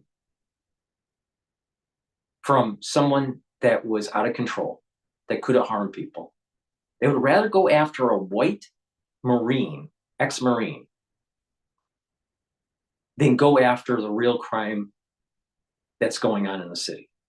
And when they catch these minority criminals, they let them go off easily to reoffend. And a lot of times, people get killed in the process because of a weak Democratic Party in New York. But Cuomo is going to save the day, even though he's a staunch Democrat. Best, the beautiful new Moynihan train station, a new 2nd Avenue subway line, a new Kosciuszko Bridge, and the largest infrastructure project in the nation, done on time and on budget, the Mario M. Cuomo Bridge. And on top of it all, we faced COVID, which was an historic life and death challenge. And we had it first. And don't forget what he did to the senior citizens in the nursing home. But he's going to run for mayor because he's such a good guy. With no warning, we were on our own and we were pushed to our limits, but we got through it together and we led the nation. We didn't do these things because they were easy. They weren't. They were hard, but they were necessary. And today, it is necessary to launch a bold action plan to turn New York City around, to save our city. We now walk down the street passing homeless people living in garbage, and it's become so commonplace that we have become conditioned to think that it is okay, that there's nothing we can do about it. No, it's wrong. It is not advancing civil rights to abandon seriously mentally ill people to the street, allowing them to endanger. I gotta go to commercial. Please go to my store, the-studio-reykjavik.com, and save me from this shithole that I'm in, aka New York City, the greatest place on earth. By buying my products, get the vitamin B complex. The first 4 vitamins in this complex help with the mitochondrial health to boost up your ATP. So that means you're going to have more energy level. B complex also helps with cellular metabolism and to protect your neurons, especially with B12. So you want to protect your neurons, take the vitamin B complex, boost up your cellular metabolism, boost up those energy levels. Really important if you're 40 years of age or older. Take this B complex every day. Omega-3 helps with your cardiovascular health. It brings down LDL levels and increases your HDL levels. That means that it's going to improve your total cholesterol. Also, omega-3 helps to reduce the stickiness of your red blood cells. That means that you're not going to clot as much. That's good because there's too many people over-clotting. And omega-3 will help to reduce systemic inflammation. So please take omega-3. It's very important to improve your cardiovascular health. And this is one of many supplements that I offer. And if you stack them together, you can reduce the chances of building up new plaque and over time, If you follow my protocol that's in the longevity cardiovascular health box, you can actually reduce the blockage. Go from maybe 50% to 15%. Takes some time, and also a change in your diet, and also, you know, exercise, proper exercise diet, and that cardiovascular box, longevity cardiovascular box, but you're going to reduce the actual blockage over time. You'll see a difference in a year, but you got to take it every day if you and change your lifestyle, but you can do it. You don't have to live with 50% blockage or 60% blockage or 40% blockage. You can bring it down. It's very possible, but you got to be vigilant and you got to know how to stack this stuff. Please go to my store, the-studio-reykjavik.com, get the omega-3, reduce your total cholesterol, and improve your cardiovascular health. Really important. Can't tell you how important it is. The reality, cardiovascular disease starts when you're 16 years old in the United States, typically. A little bit older, depending on your health and your socioeconomic, a little bit earlier, but around 16 years old. That's when it starts. You're not symptomatic, but it starts then. And then you start seeing the symptoms, you know, depending on how healthy you are, typically in your 30s. You start seeing the early sign. You're starting to see the symptoms creeping up.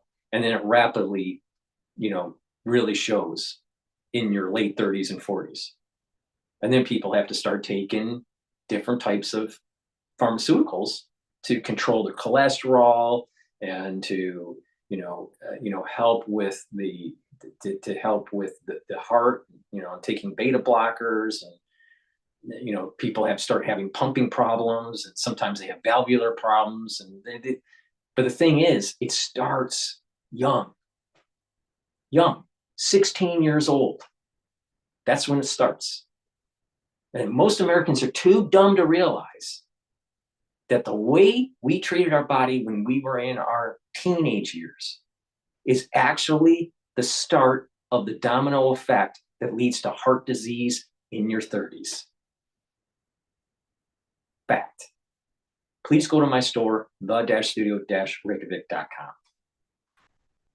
Let's go back to Cuomo and how he's going to save the shithole, AKA NYC.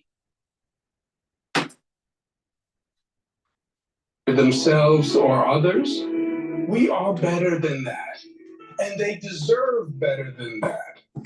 We must get them the professional help they need. That is the caring, the loving thing to do. That is what New Yorkers believe is the right thing to do. And that is what a competent, effective government must do. We must attack the crime problem. After politicians have been minimizing the need for police and cutting funding, we must acknowledge the simple truth that they are just plain wrong, deadly wrong. They set us back, and we must now return to actually fighting crime. Let's remember what Mayor David Dinkins did when he took office, and we had a crime problem. He hired 6,000 new police officers, a 40% increase in force, while today we have fewer cops for a larger city. We need more police and specialized units, and law enforcement must focus on the small number of recidivists who commit the large number of crimes. We must also restore a relationship of mutual trust and respect between the police and the... Mayor Adams wants to do that. Wait a minute. You have a DA, district attorney, that doesn't want to follow the mayor. So if the DA isn't going to listen to Adams, why is the DA going to listen to Cuomo? He can't fix the problem.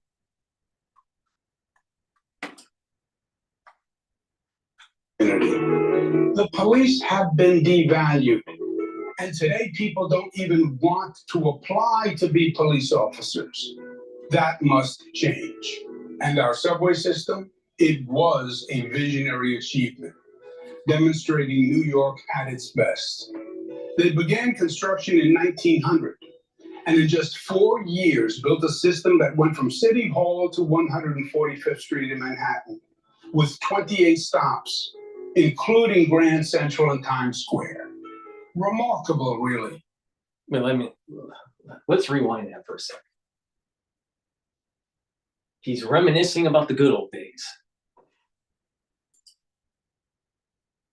Police officers, that must change.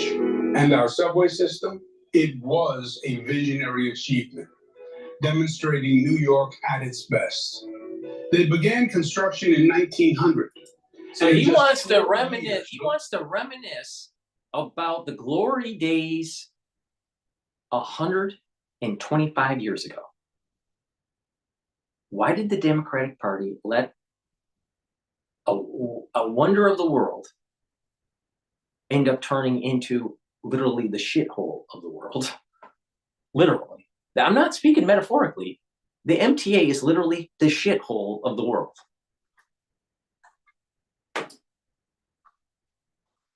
System that went from City Hall to 145th Street in Manhattan with 28 stops, including Grand Central and Times Square. Remarkable, really. Government worked and the subways were safe. But today, people stand with their backs against the walls, away from the tracks and away from each other. Why is that? Why is that?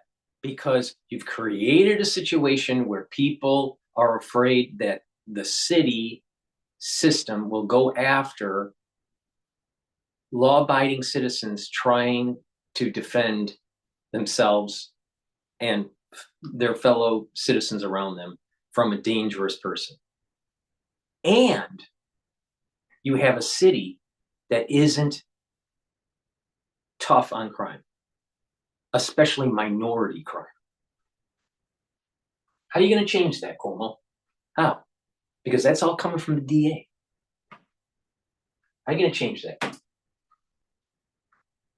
Afraid they might be the next victim. Afraid of New York at its worst.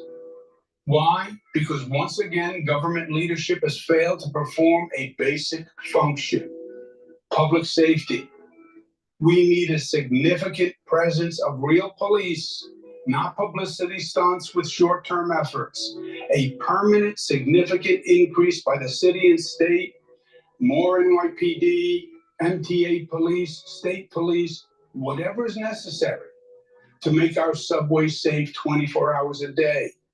Safe as an alternative to driving, safe for our working men and women, and safe for my daughters and for yours. And we must bring order to the chaos of e-bikes on our streets and sidewalks. Think about this.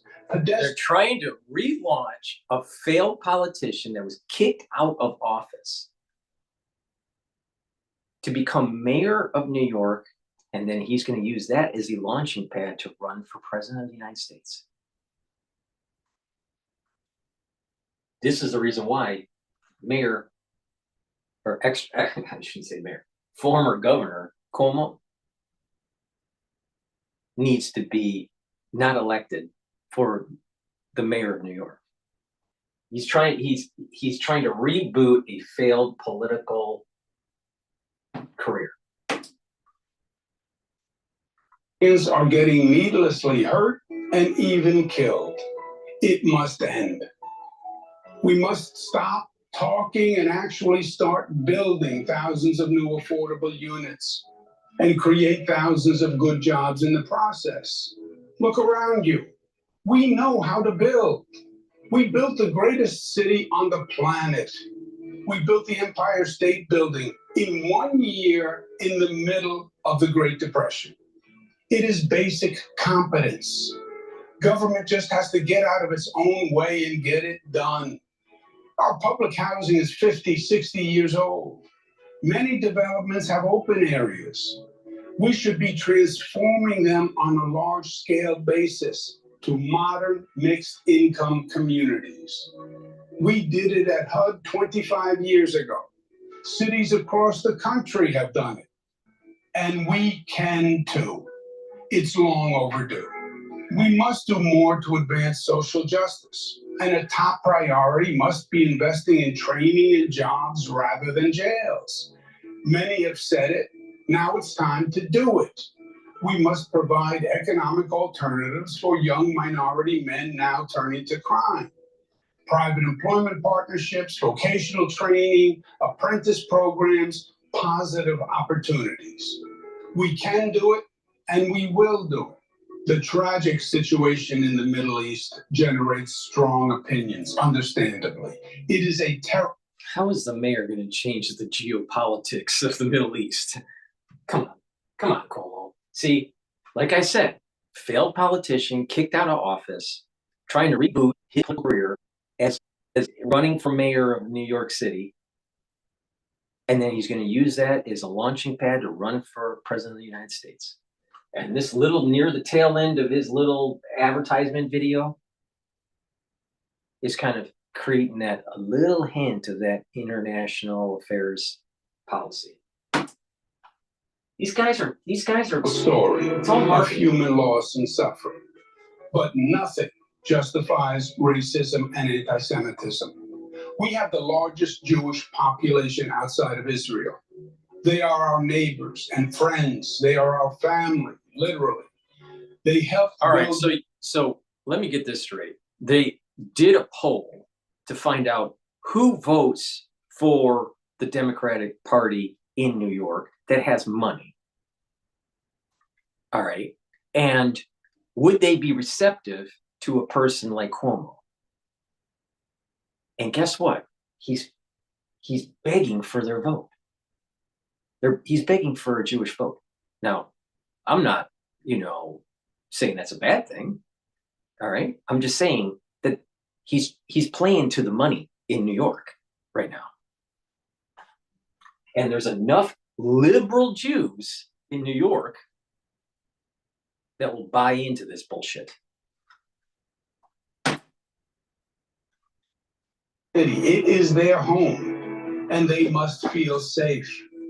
Our New York City should not be tolerating any harassment or disparagement of our Jewish brothers and sisters, and certainly not from our elected officials. In fact, they should be condemning it. The law must be aggressively enforced, and our New York should go even further and be at the forefront, leading the fight against the global rise of anti-Semitism. But to do any of this, we need a government that can actually perform. We need a government with leadership that can take a stand and get things done intelligently, professionally, efficiently, effectively, and do it now. To me, the founding premise of a progressive Democratic Party. Now think about it. Is all of. You're a Jewish little old lady on the let's say the Upper East Side, okay, and you're sipping tea in the morning, all right, and you vote Democrat. Now you're gonna vote for Mayor Adams in the next election, assuming that he'll be able to run, all right, or you're gonna vote for sleazebag mafioso Cuomo. Most likely, the nice Jewish little old liberal woman on the Upper East Side is going to vote for the sleazebag.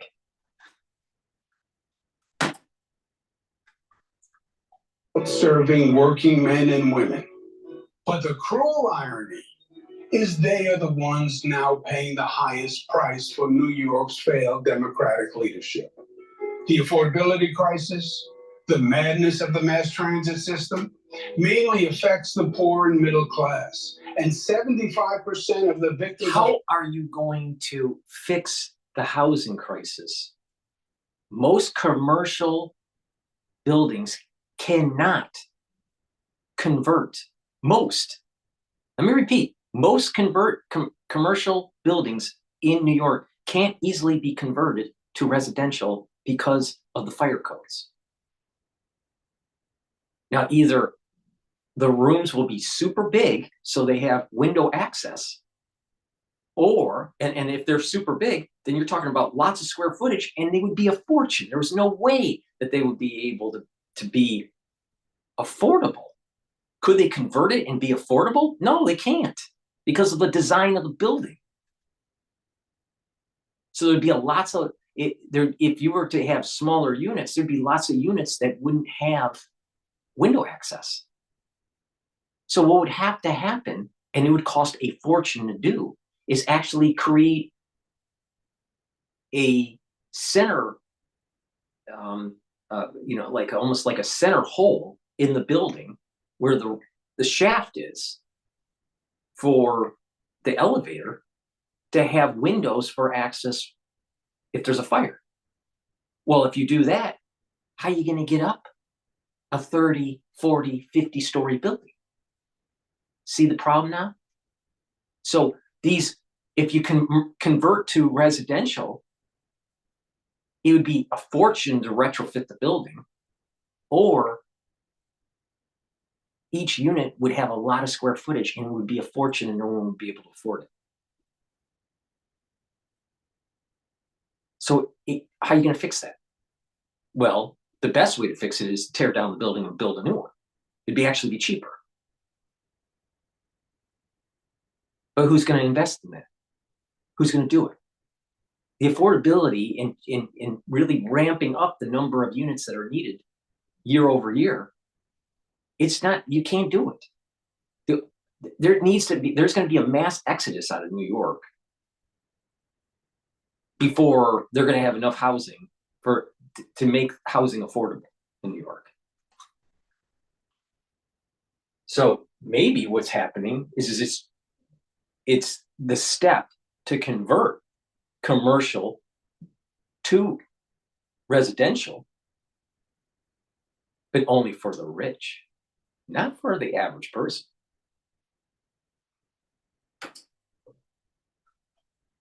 Or black and brown. This is not progressive policy, but in fact, regressive policy. FDR, John Kennedy, LBJ, Mario Cuomo, Bill Clinton, Barack Obama taught us what it meant to have a true progressive government. It wasn't about rhetoric, but results. Look at the word. Progressive government makes progress. They focused on issues that mattered to people in their day-to-day lives. Progressive government is a bigger government. It's a top-down government. It's not the messiness of the free market. It's Big Brother looking down at you constantly and pressing the boot on your face every day of your life. That's progressive government.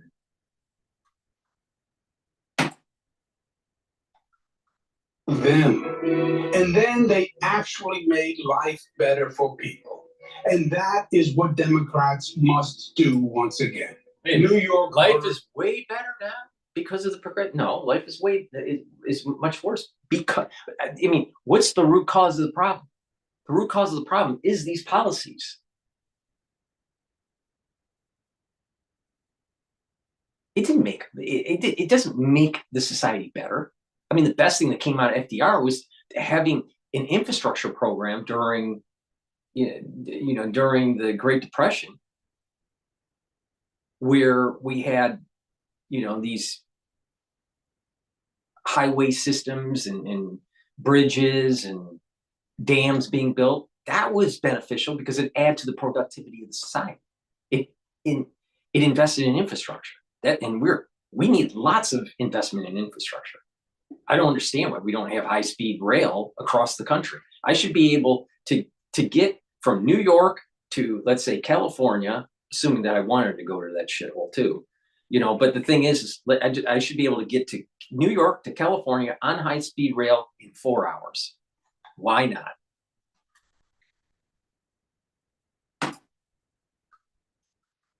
The original progressive movement, and it worked. It lifted this city, this state, this nation to new heights. And it is time for its rebirth. And the place is New York, and the time is now. My philosophy as an elected official is simple. I work for you. No, his philosophy is really simple, since he's trying to reboot his political career. It's not screw up again and have some sort of corruption going on in your administration. politicians and not the special interest. So right there is former New York Governor Andrew Cuomo announcing his launch for New York. What it is, he's trying to reboot his career so he can run for president of the United States down the road. That's what he's trying to do. And he is a political mafioso. Please go to my store, the-studio-reykjavik.com. Get the turmeric. This turmeric will help to bring down inflammation and soaks up free radicals. It stacks really well with ashwagandha to help with your immune system and your cardiovascular system. By bringing down inflammation, you're reducing the chances of building up further plaque, and by reducing that chronic inflammation, you're helping your immune system. Lignans is a powder. You mix it with filtered water or with the soft foods. Take 1 scoop a day, small scoop, and this will help to bring down inflammation also and soak up free radicals. It stacks really well with turmeric and ashwagandha. So please go to my store, the-studio-reykjavik.com. It's the third pillar of the core health protocol. The first pillar is max 35 or max 14. The second pillar is C60, soak up those free radicals. The third pillar, turmeric, ashwagandha, and lignans, to help with your immune system. And the fourth pillar is Boomer Boost, to boost up your energy levels and to improve your metabolism. When you take all those together, voila, you are getting a lot healthier. But if you take other stuff on my store and stack it like I'm doing on a daily basis, you're going to further enhance this anti-aging protocol. Some people can't afford all of it. I understand that. That's the reason why I'm telling you how to stack these supplements that I have in a certain way for your affordability. I know this process works. I have a lot of knowledge and experience in this. Just listen to me, and you follow my direction, you'll get healthy. But it's a holistic approach. It's about proper supplementation and all the other things. Like I said, proper diet, proper exercise, proper sleep. You got to train your mind. You got to learn new things. Got to talk to people. You get that neuroplasticity going. Do balancing exercise and activate that cerebellum. You don't want those gait issues when you get older. Strengthen those bones. You don't want brittle bones. You don't want to fall when you're 70 years old, break your hip, and 3 weeks later you're dead, which happens a lot in the United States. Please go to my store, the-studio-reykjavik.com. Take the turmeric and take the lignans. All right, that was live now.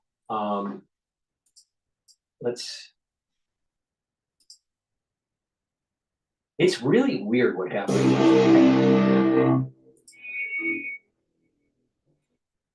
It's really weird what happened with Gene Hackman's death. So let's just go to Fox News and talk about that for a quick sec here. For more, let's bring in former FBI agent of 25 years, Maureen O'Connell. Maureen, this case has so many questions. The officials calling it suspicious, but yet then saying no expectation of foul play. You heard the details we learned from Matt Friend's great report. But if I can, I want to put the map up and show our viewers the map that you can see of the Hackman home along this old Sunset Trail. And we can see kind of, Maureen, the houses around it. And as Matt pointed out, there was no cameras inside the Hackman home, but you wonder around that home where you see, even though it's rural, other homes, might there be another camera or other neighbors around that might be able to tell us more about the timeline? And is that of interest to you as a former FBI agent? Yes, absolutely. They're going to be looking, as the sheriff deputy said, that they're going to be looking at the phones. They're going to be looking at their devices and whether or not the phones had been used. When was the last time? And with regard to the cameras, I agree with you. They are going to be looking at the entrance cameras to the gated community, any of their neighbors. They were on a 6-acre lot, so that's a huge piece of land. And when you're in a rural area like that, these external cameras in the neighbors' homes could prove beneficial, if nothing else, than to rule out the idea or the notion that someone else may have been on their property or near their property on the date they last stopped living. And Maureen, what are the questions, as someone who has been for decades a law enforcement investigator with the FBI, what would you be doing right now if you were on the ground? What are the questions you think need to be answered right now? Well, I would be doing exactly what they're doing right now, and I would look at all their devices. You know, there's right now they're narrowing things down, and that's exactly what you want to do.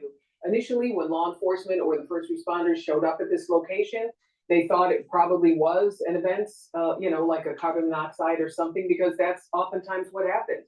However, in this instance, once they ruled that out, you start going down other paths. The hallmark of a great investigator or a really good investigation is to follow the facts as they unfold and stick with them. And that appears to be exactly what they're doing right now, particularly with the phones.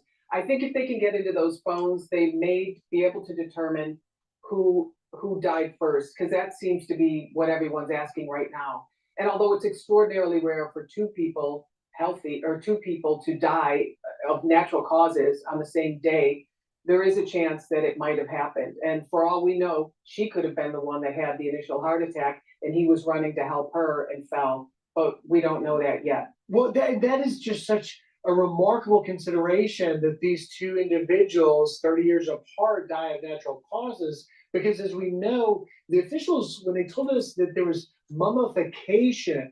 But it's also the dog, too. The dog died. I mean, let's say that she had a heart attack, he fell and died, too. Wouldn't the dog be running around and surviving for a few days? I think they said that they were dead for 9 days. Maybe I'm wrong. But I would think a dog could survive for more than 9 days. And I'm sure that the dog would be smart enough to go into the cupboard and get some food. I mean, maybe it's a little poodle. Maybe, you know, I'm assuming it's a big dog, you know, since they were rural, but maybe it was a poodle. But I don't know. And poodles are usually smart. I don't know. And if the dog was hungry, wouldn't they eat the bodies? I don't know. Something's weird about this. That was like, wait a minute, what's that? So my question to you is, how important is, obviously carbon monoxide poisoning has been ruled out, but how important is what the medical examiner can tell us play a role in determining what happened? Well, the medical examiner is going to do a whole series of tests, as they often and always do, and those tests may be able to tell us whether or not a cardiac event happened. With Mr. Hackman's pacemaker going off, it's probably going to be him that suffered the cardiac event initially, but we don't know that.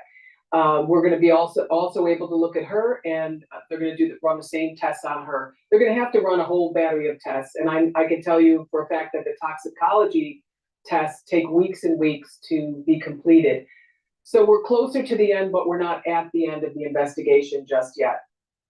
And final thoughts as you look at where this leads us in the questions about, you know, was anyone else there? You think it's going to be what, weeks before we get the next set of details, or could we get something from the Santa Fe sheriffs and the officials there that would really bring us to closure here? We may be able to get it sooner than you know, the average age, because everyone is just so interested in this and pressuring the ME's office, et cetera. But it usually does take quite a bit of time to get toxicology results back. Maureen O'Connell, as always, great insight. Thank you for your time today, and have a great weekend. Thank you, Griff.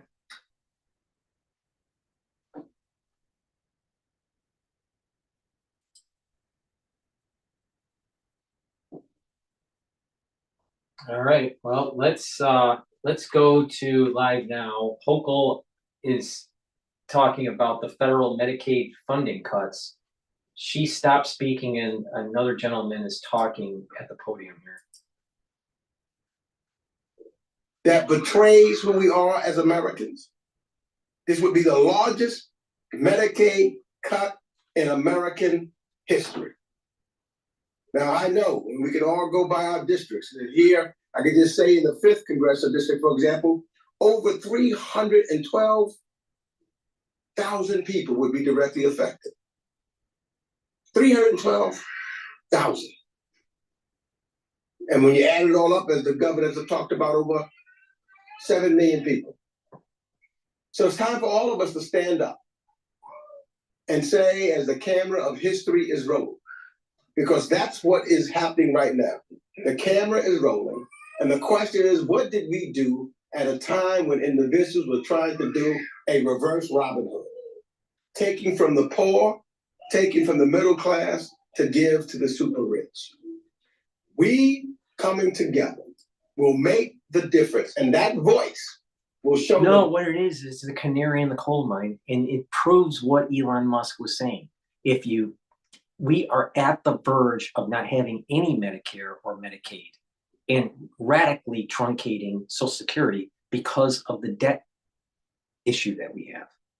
We cannot continue on this debt path where we're spending $1 trillion on interest a year. We can't afford it. Now, you either start slowly fixing the structural problems, get the debt under control, and then you can refund these individuals later. But at the very minimum, you have to cut Medicaid and Medicare's administrative costs and improve the efficiency at the worker level, at the administration level. But if some benefits have to be cut, then it has to be cut. Some of these people that are on Medicaid, they're coming from. There are individuals that are in process with illegal immigration status, and they're in the process to be legalized. All right, to be documented, if you want to call it that. But they're in the works. And if they need health care, where do you think that's coming from? It's coming out of the Medicaid. Now, if you're a sanctuary city and you have a lot of unproductive, illegal aliens, don't you think that's going to be a burden on your coffers? Of course it will. The system is bankrupt. Hello.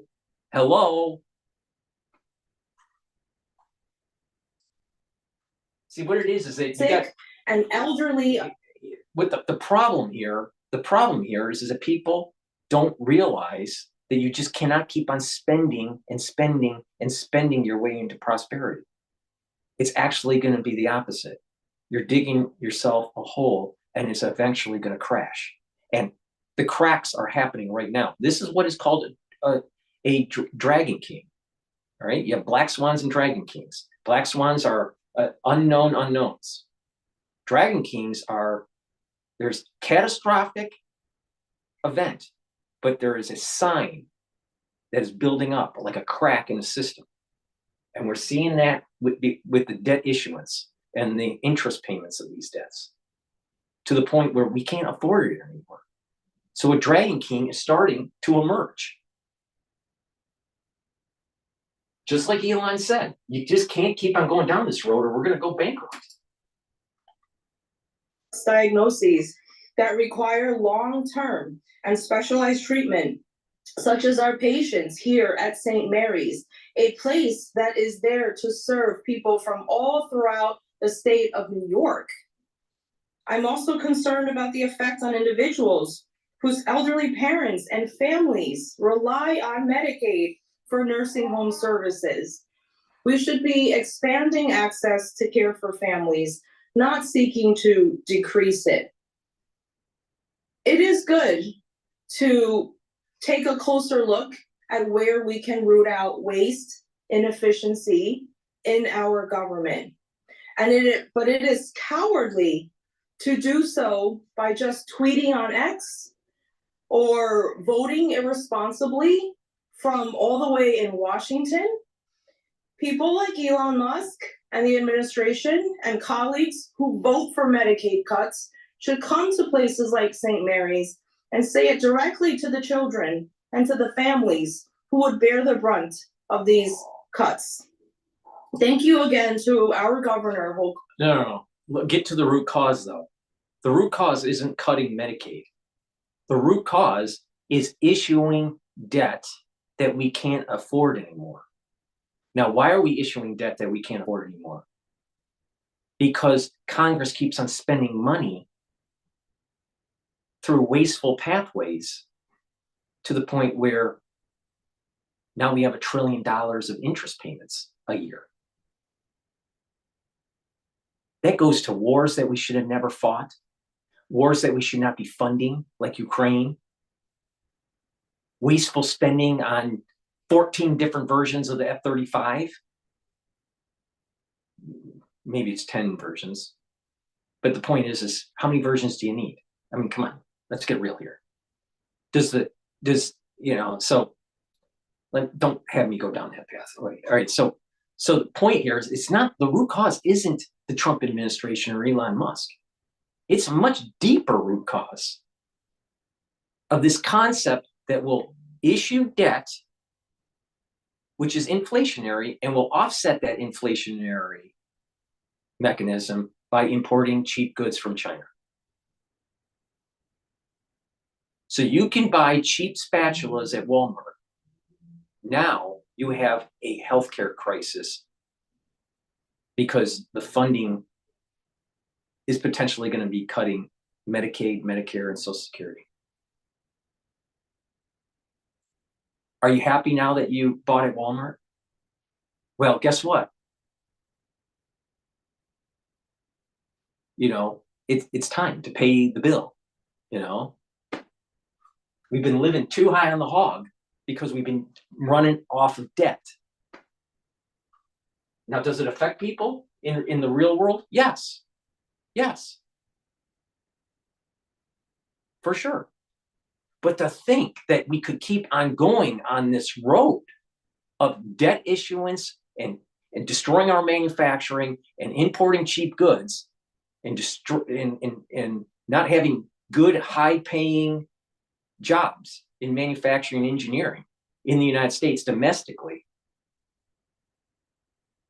and to think that we can just offshore it, outsource it, was going to be a long-term path to prosperity. We were living in a dream world. Well, that dream, we just woke up. And the reality is this: a $1 trillion interest payment a year.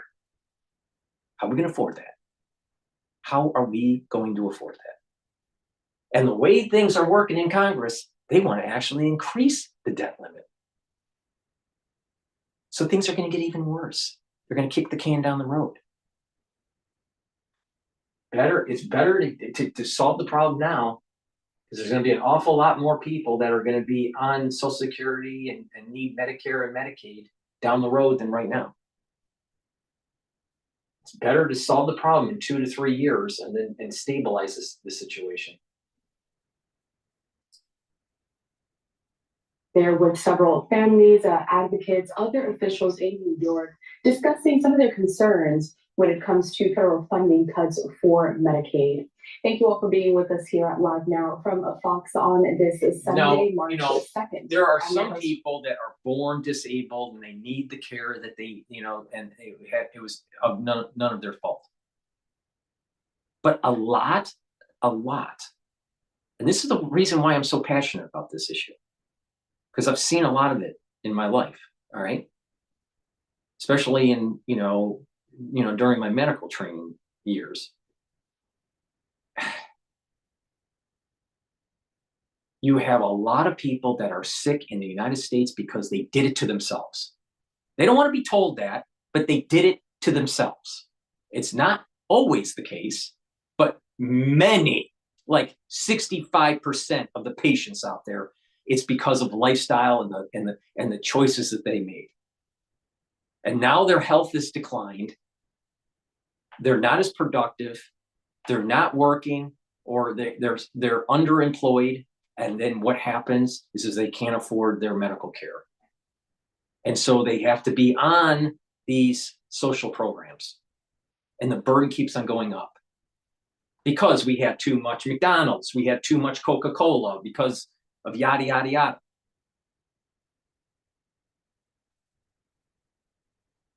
So by changing your lifestyle and getting healthy, and the earlier you do this, the better, like I said, heart disease starts at age 16.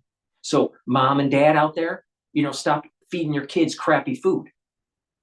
Give them healthy choices. If you give them healthy choices, then the yellow streak doesn't form early in the vascular system, and you may be able to add another 5 years before the yellow streak starts to form. So instead of age 16, maybe 21, maybe 22 years of age. So that means that the typical cardiovascular symptoms of cardiovascular disease starts to show up in the late 40s and not in your mid 30s. Oh, voila, what a great idea. That's the real issue here. But they don't want to be told. They don't want to go up on stage and say, you know what, 65%, literally 65% of the patients that go in for, into the doctor's office for chronic disease treatment, or they're going to a hospital because they have an MI or a stroke or some issue, 65% of them is because of lifestyle choices. So if you reduce that radically, that patient size, then the healthcare costs go down. Amazing. Literally, when I spend the hours that I do on each show, if the whole country did what I'm saying to do, you would radically change the health in the United States. You would radically reduce the chronic disease in the United States. You would radically change this whole disease treatment model that's going on. And people would be healthier, more productive. That means your GDP will be better. You'd have less debt. So our debt to GDP ratio, with everything else left constant, would actually improve. That's the root cause. 65% of the Americans eat terribly. 65% of the Americans don't exercise. 65% of the Americans just want their bread and circus. And then things start to happen. They start to get arthritis. They start to have problems with their heart. They start to have memory issues. And then it's just a downward spiral slowly, and then it speeds up near the end of life. You ever see someone die? You ever see like those moments right before they die? Or weeks before? And how they oscillate? There's different types of death, all right? There's like an accident where, your life, is, steady state, and then all of a sudden drops off real quick because of an accident and you're dead. Plane crash or whatever, all right? But there's diseases. And diseases, you start to slowly decline, depending on the type of disease, but you slowly decline and you're oscillating up and down. And once you start to get into, critical care management, then what happens is that they might be able to treat the chronic disease with the individual and get them stabilized, and maybe they get a little bit of improvement with the treatment, but then the body continues to decline because the kidneys start to fail or the heart starts to fail. Like a lot of people don't realize, heart failure is a downward spiral. Because what happens is that your heart can't pump and your blood pressure starts to go down, and your kidneys are thinking, oh, low blood pressure, start to create a higher blood pressure to help. So it's a negative. What happens is a feedback loop that actually puts more pressure on the heart, and it further declines. So it's a downward spiral. That's why treating near late stage heart failure is like almost impossible. The RAS system, it's called the RAS system, but the RAS pathway gets activated and the heart just keeps on spiraling down and down and down. And then they may be able to get it up a little bit with medication, and then the cycle starts again. And then the heart weakens more. And then you got to dose it up higher. And then your RAS system gets activated again, and then it's just a downward spiral, and then all of a sudden your heart fails, and you need a heart transplant or some sort of assisted device. Because of what most of the cases, lifestyle choices.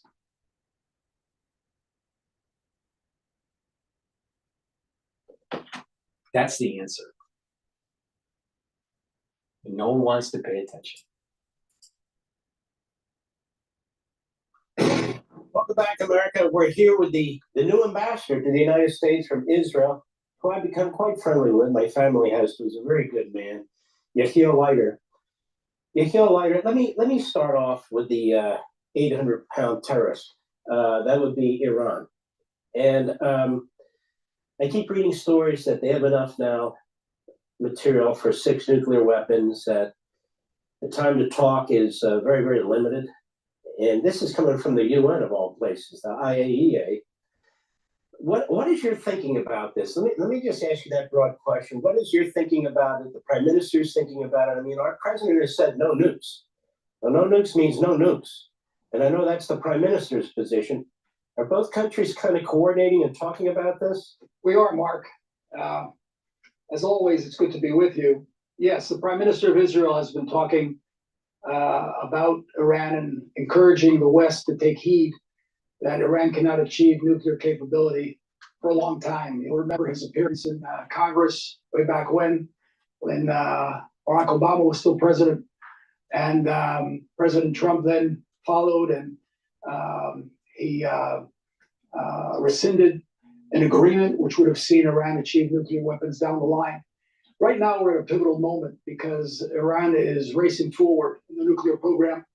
Next week, actually, on the 3rd of March, the IAEA, the International Atomic Energy Agency, is meeting. They're supposed to produce a report on Iranian progress, but they won't be able to because Iran doesn't really cooperate with the IAEA. And that shouldn't surprise us. These people are liars. They're charming liars, but they lie. And we cannot allow ourselves to be charmed by their attempt to hoodwink Western civilization into allowing them to achieve nuclear power. They mean what they say. There's one thing they tell the truth about, actually, and that's their intention to destroy Israel. How do we know they tell the truth? Because they've already fired hundreds of ballistic missiles with the intention to murder our innocents, to attack our cities, and they say that we're only the beginning.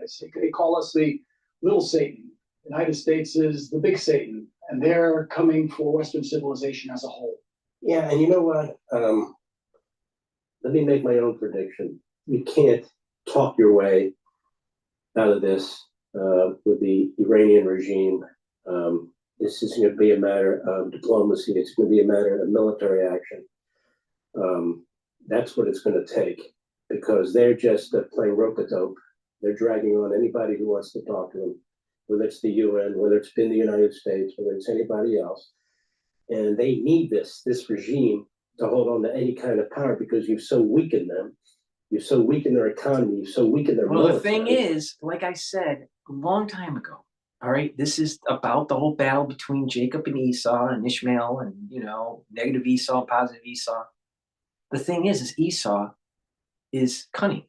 Esau has an element in his personality where he can beguile you. He can charm you. He can make you think a certain way. And this is a part of that, is that he is aligned with Satan. And Satan gets energy off of Esau, especially Esau negative. But when positive and negative are together in Esau, Satan is getting its full energy force. But there's a moment in time that soul root of Esau splits apart. And the positive, the intellect of Esau, the ones that repent, align with Jacob or Ishmael. All right. And they will work together to fight negative Esau. Jacob positive Esau and Ishmael will fight to kill off negative Esau. And Satan's life force goes away. So it's really important. Within this Trump administration to decapitate the Ayatollah. I mean, like literally. I mean, let his head roll down Tehran.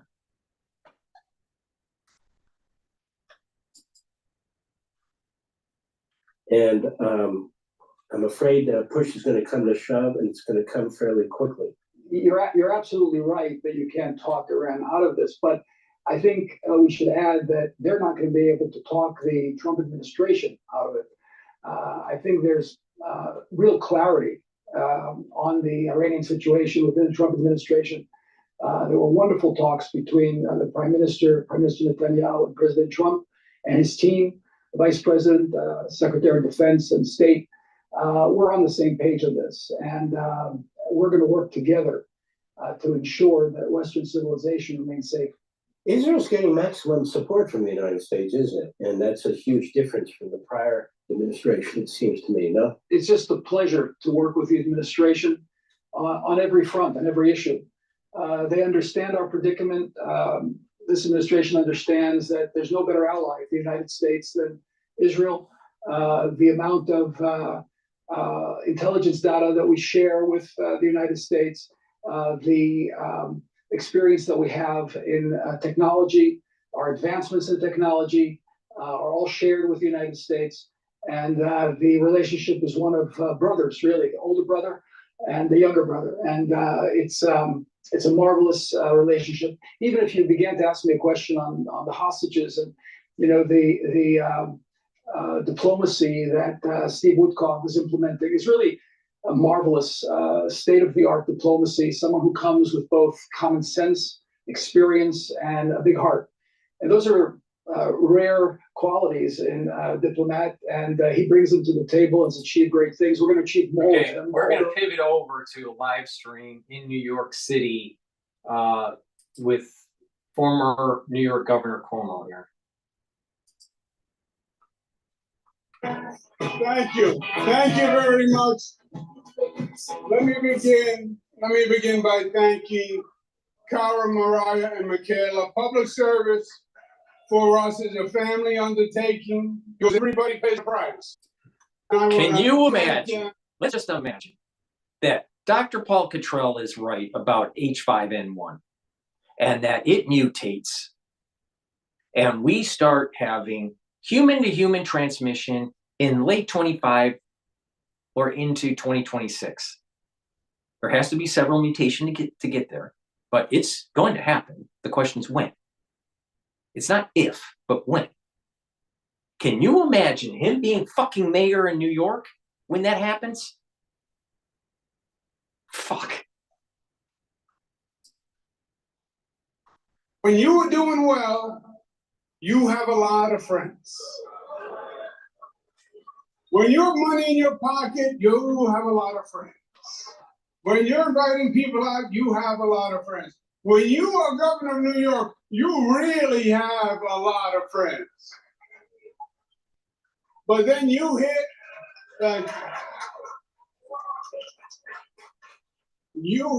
a tough spot in life, which is inevitable that something is going to happen. And you hit that tough spot, and you know what? Then you really find out who your friends are.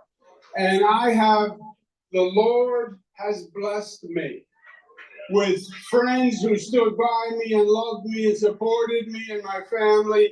And I am a better, stronger person for their love. And I want to thank them, and I want to thank all of you.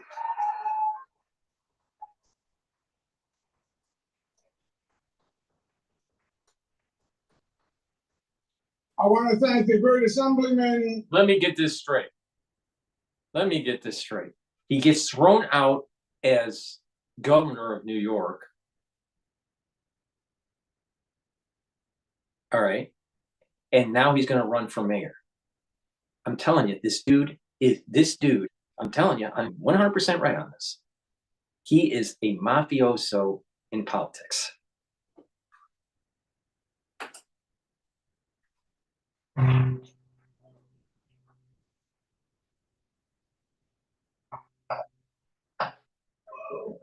See what you did, Joe? That was the electricians. There are no electricians in the house today. Okay. I want to thank DC9, the Allied Trades.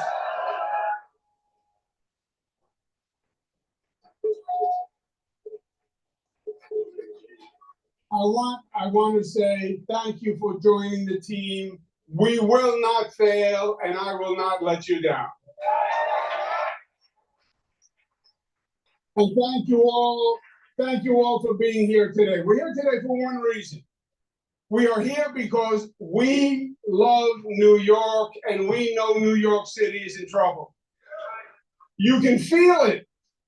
You don't need to read statistics. You can feel it. You feel it when you walk down the street and you see. You can literally feel it when you step into human feces on the MTA. You can literally feel it.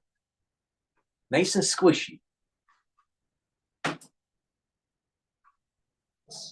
You feel it in the chaos of the e-bikes and the scooters coming from every direction. You feel it when you see moving trucks packing up your neighbors because people are moving from New York because it's just too expensive, too dangerous, and too difficult. We are here today because we know New York is in crisis. But we know something else. You know New York is in crisis when there's less dog shit on the street than human feces. I'm just saying. So we're listening here to a former New York Mayor, Andrew Cuomo, discussing his run for NYC mayor. Listening here, though, and watching as British Prime Minister Keir Starmer speaking on defense and the war in Ukraine. All right, here we're transitioning to Ukraine now. Last week, to strengthen our relationship with America, indispensable partners in defense and security. And it's why this weekend I've been hosting European leaders here in London to work together for the security of the United Kingdom, Ukraine, and Europe as a whole. Through my discussions over recent days, we've agreed that the UK, France, and others will work with Ukraine on a plan to stop the fighting. Then we'll discuss that plan with the United States and take it forward together. The purpose of today's meeting was to unite our partners around this effort, to strengthen Ukraine and to support a just and enduring peace for the good of all of us. Our starting point must be to put Ukraine in the strongest possible position now, so that they can negotiate from a position of strength. And we are doubling down in our support. Yesterday evening, the UK signed a £2.2 billion loan to provide more military aid to Ukraine, backed not by the British taxpayer, but by the profits from frozen Russian assets. And today I'm announcing a new deal, which allows Ukraine to use £1.6 billion of UK export finance to buy more than 5,000 air defence missiles, which will be made in Belfast, creating jobs in our brilliant defence sector.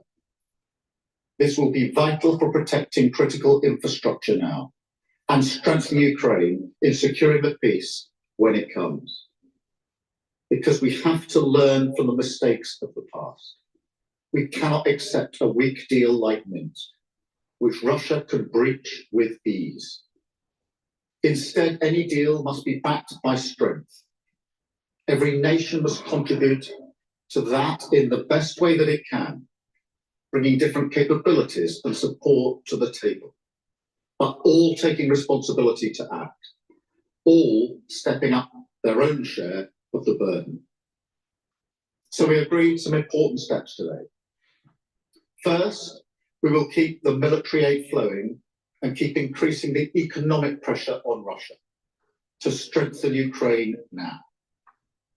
Second, we agreed that any lasting peace must ensure Ukraine's sovereignty and security, and Ukraine must be at the table Third, in the event of a peace deal, we will keep boosting Ukraine's own defensive capabilities to deter any future invasion. Fourth, we will go further to develop a coalition of the willing to defend a deal in Ukraine and to guarantee the peace. Not every nation will feel able to contribute, but that can't mean that we sit back. Instead, those willing will intensify planning now with real urgency. The UK is prepared to back this with boots on the ground and planes in the air. Together with others, Europe must do the heavy lifting. But to support peace in our continent and to succeed, this effort must have strong US backing. We're working with the US on this point after my meeting with President Trump last week. And let me be clear, we agree with the President on the urgent need for a durable peace. Now we need to deliver together. Finally, we agreed that leaders will meet again very soon to keep the pace behind these actions and to keep working towards this shared plan. We are at a crossroads in history today. This is not a moment for more talk.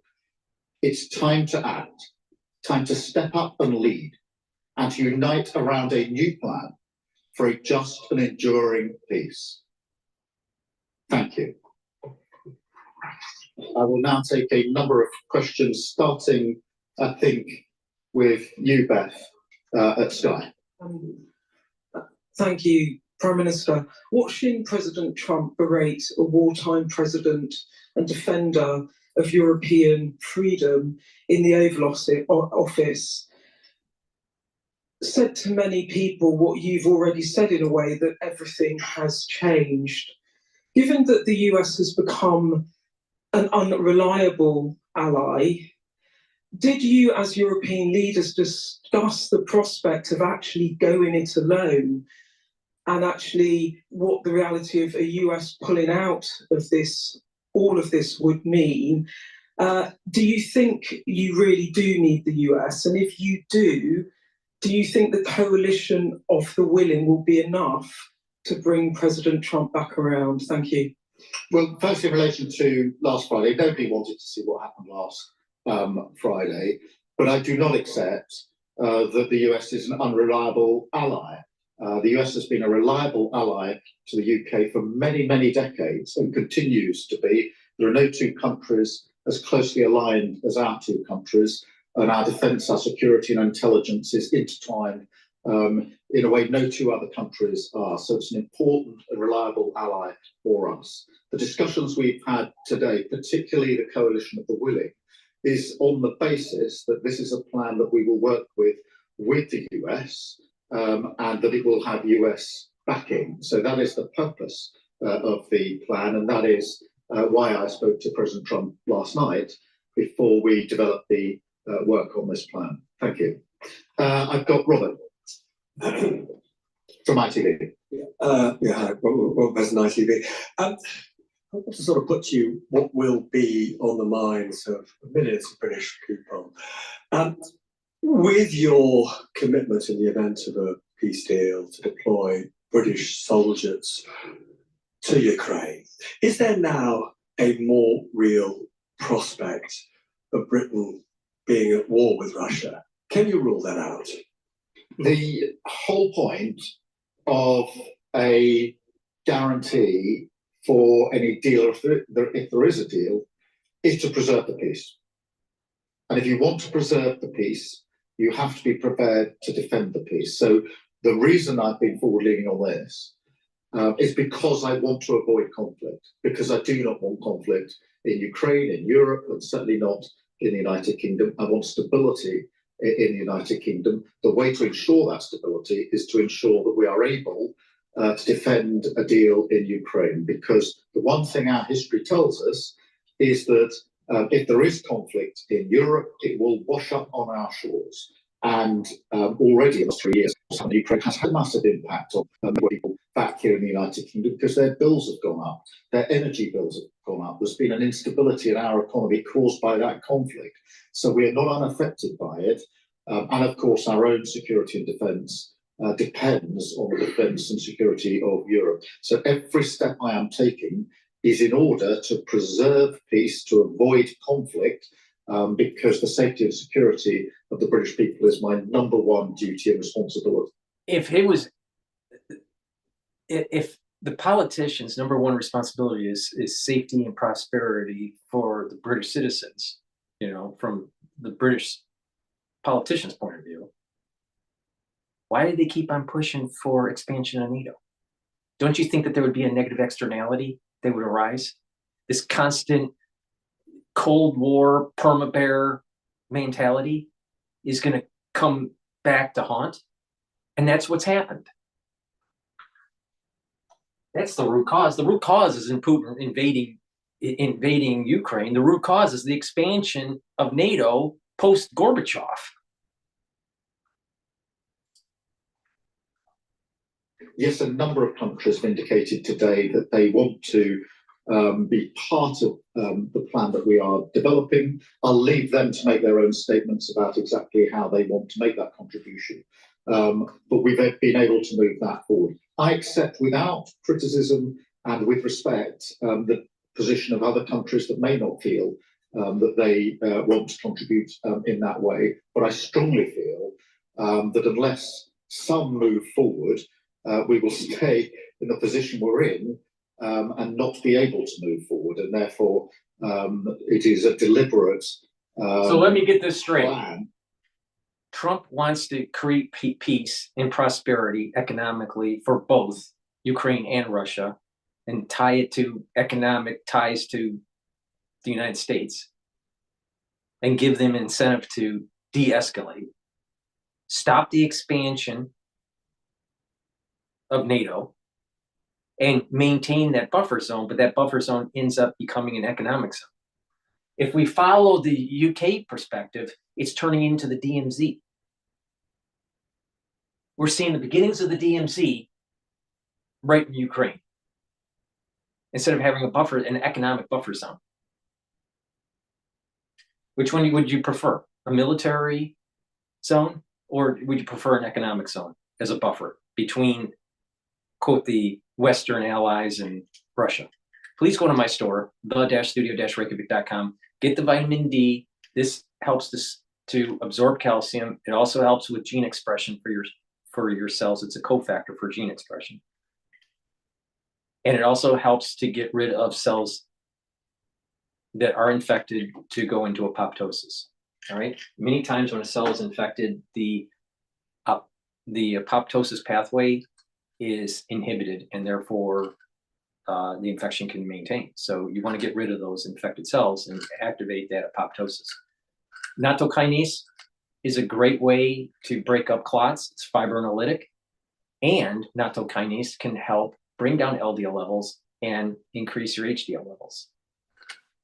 Improve your cardiovascular health by taking nattokinase, and K2 helps with bones and your cardiovascular system. You stack K2 with D3 to help with the cardiovascular system, because what that does is it's preventing the buildup of that calcium around plaque that's already formed. Because a lot of times the plaque forms and then you have calcium deposits around there, sometimes even in the plaque formation, but you're mitigating that issue.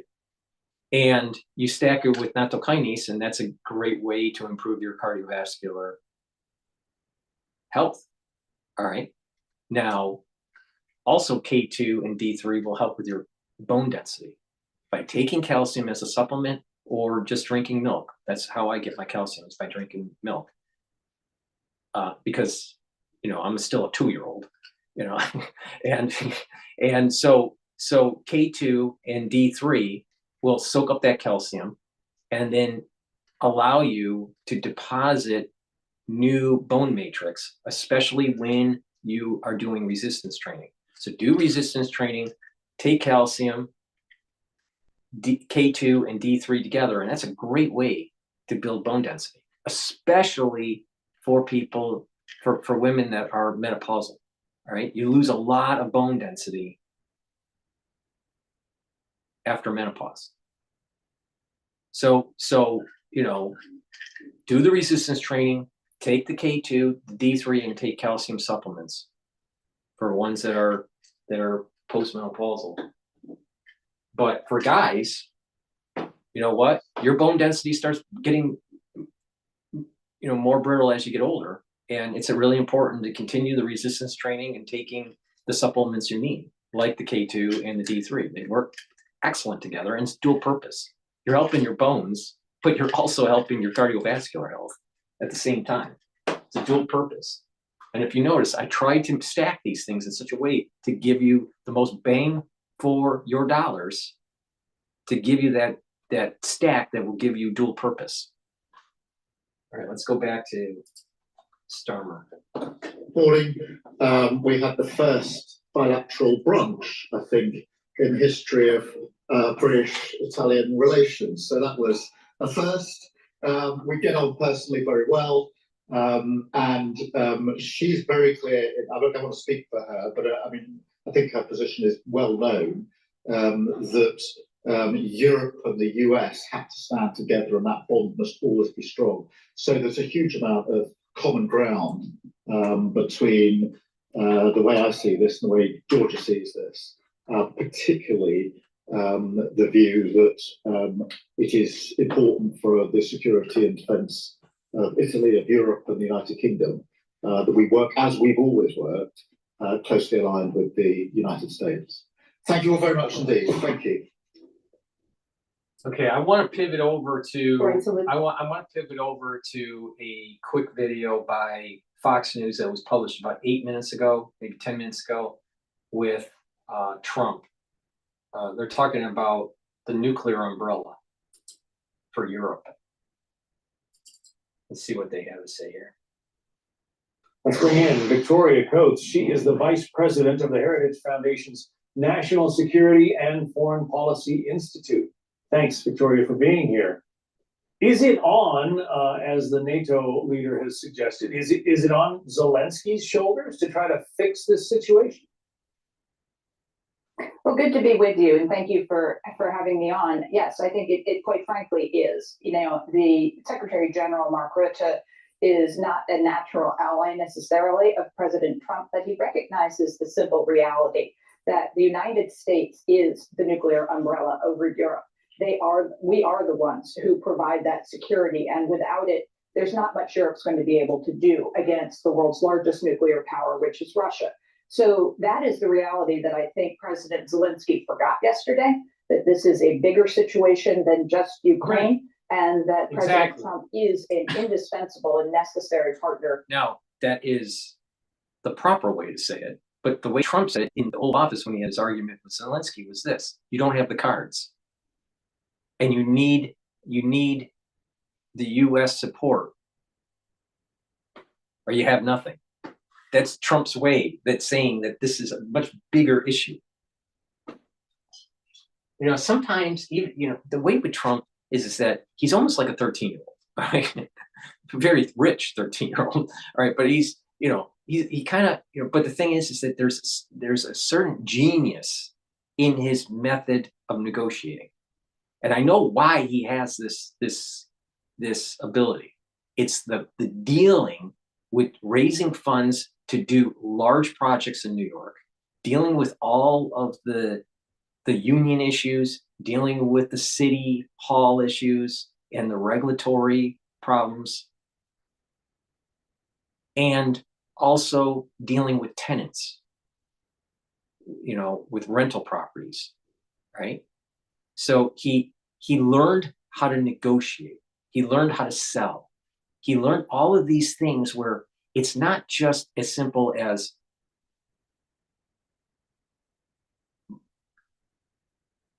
an adversarial point of view on a particular topic, but knowing that there are multiple levers that can be pulled. There's multiple variables that can be used to get to an end goal. It's not his, and he spent a lot of time suing people and being sued. So he learned through this process of how to negotiate and what what are all of the pressure points in a particular business deal or some sort of negotiation. All right. So he learned a lot during this period of time. All right. He knows what he's doing, but he talks not as sophisticated or as intellectual as some of these people that are interviewed on these different media platforms, different media channels. All right. But it doesn't mean that he's not wrong. I mean, the way Trump says it is like, if you really listen to him, he actually is like chaotically genius.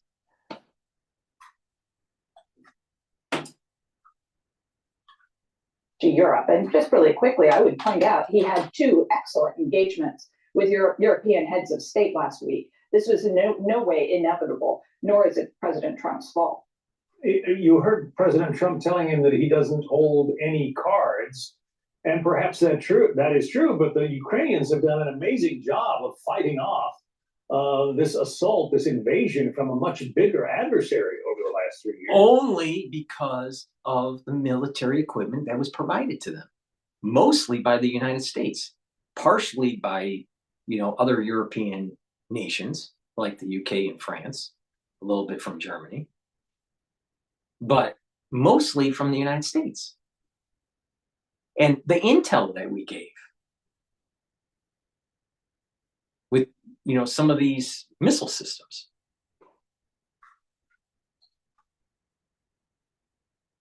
And you don't think that Biden was poking the bear during the war effort? He was definitely poking the bear. Because the United States was given coordinates.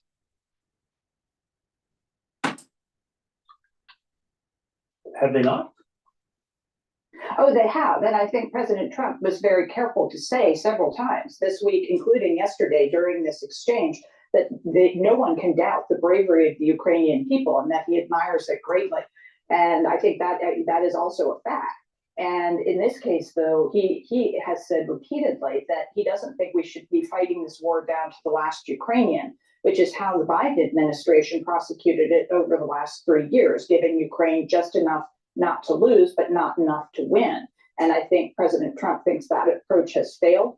I would say that none of the Americans that reelected President Trump in November voted for an expanded, greater American involvement in the war in Ukraine. And he is making good on what he campaigned on, which President Zelensky should have known, which is ending the war and ending the killing.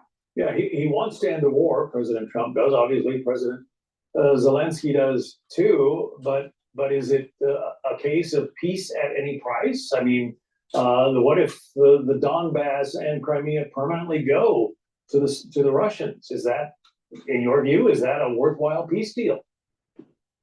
No, absolutely not. And I don't think that's what President Trump has proposed at all. I think we should go back to this minerals, natural resources deal that was on the table yesterday. That is what should have been signed, because what that does is it gives the United States vested interests in Ukraine. It's why the Ukrainians wanted that deal 6-7 years ago, because they wanted the United States to have assets in the country, which will give Putin pause. And that's what we need to do. We need to deter him from doing this again. So direct American engagement, economic in this case, is one way to do it. Another way, which Mark Rutte also knows quite well, is expanded European investment in their own defenses. They did not start doing that 3 years ago when the war began. They're just talking about doing it now in this kind of enthusiasm for Zelensky that has broken out since the events of yesterday. And that wouldn't even be up and running for a couple more years. If they were serious about their security, they would have done this 3 years ago, if not sooner. And they would, at that point, have something very serious to deter Putin with. President Trump is taking some heat from other world leaders, including, in this case, the European Union foreign policy chief, Kaja Kallas, who says the free world needs a new leader. Ukraine is Europe. We stand by Ukraine. We will step up our support to Ukraine so that they can continue to fight back the aggressor. Today, it became clear that the free world needs a new leader. It's up to us, Europeans, to take this challenge. Do you dispute any of that? Yes, I do. And Kaja Kallas is a friend of mine. She's the former president of Estonia. I think those were very poorly chosen comments, probably said in the heat of the moment, because this is just unrealistic. And President Trump is this best friend to Europe. We are very close partners, and we want to continue to be. But my question to President Kallas would be, if you have such enthusiasm for Ukraine, and Ukraine is Europe, well, why aren't they in the European Union, of which you are now the top diplomat? Why aren't you advocating to give them the protection of the euro currency and the European market and all that entails? Why wouldn't you do that? That seems to me a much more logical thing. It's purely economic that you would do rather than NATO membership, which could enlarge the war. And so I would be very interested in her answer to that question. Interesting take. Victoria Coates from the Heritage Center. Thank you. Thank you. All righty. So what I want to do is pivot back to live now. Or no, you know what? I'm probably going to go to Al Jazeera. They're covering Starmer right now.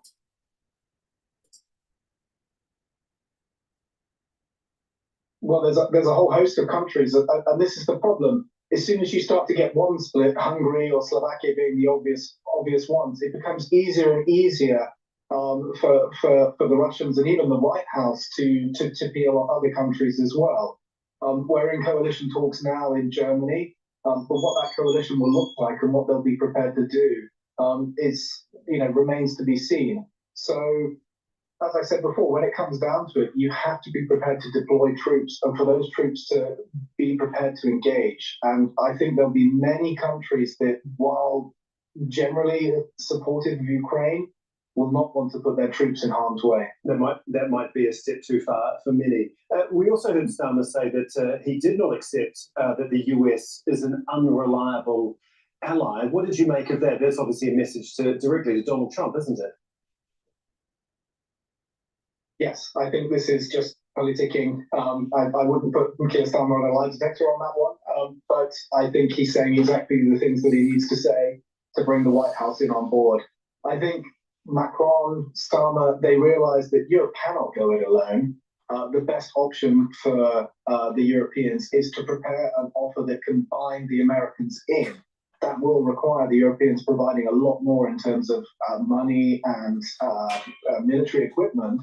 But if you don't present something that will bind the Americans in, Europe is not able to do this on its own. So breaking news. Prada is moving closer to a deal to buy Versace after agreeing to a price of nearly 1.5 billion euros. So not does the devil wear Prada, it's possible that the devil is going to wear Versace.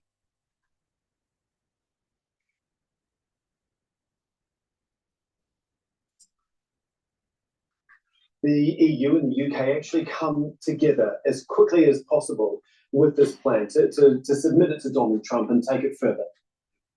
I think it's critical. I think it's very dangerous in the moment. There's a lot of dangerous rhetoric in Europe at the moment because, frankly, and I share some of these views, that the behavior from the White House the other day was appalling. But we have to accept the reality that we're in as Europeans. And there's no way that we are going to provide a safer, more secure Ukraine without America bought into that. So we do have to accept the position that we're in and the position that Ukraine is in, as much as we may not like it. And so, as far as I can see, bringing the Americans in, offering something that Trump can accept, the critical minerals deal from Ukraine's perspective, greater defense spending, larger amounts of sums coming from Europe to support Ukraine. Ukraine is in Europe, it's not in North America, so the Americans do have a point here. That's the best way. But I think it would be very dangerous for the Europeans to think that they could go this alone without the Americans. Yeah, this might sound far-fetched, but many backers of Donald Trump basically say that this is how he has planned it all, that the meeting with Zelensky in the White House was a bid to try and force Europe together to step up and do much more than it has been doing, especially when it comes to defense spending. What do you make of that idea?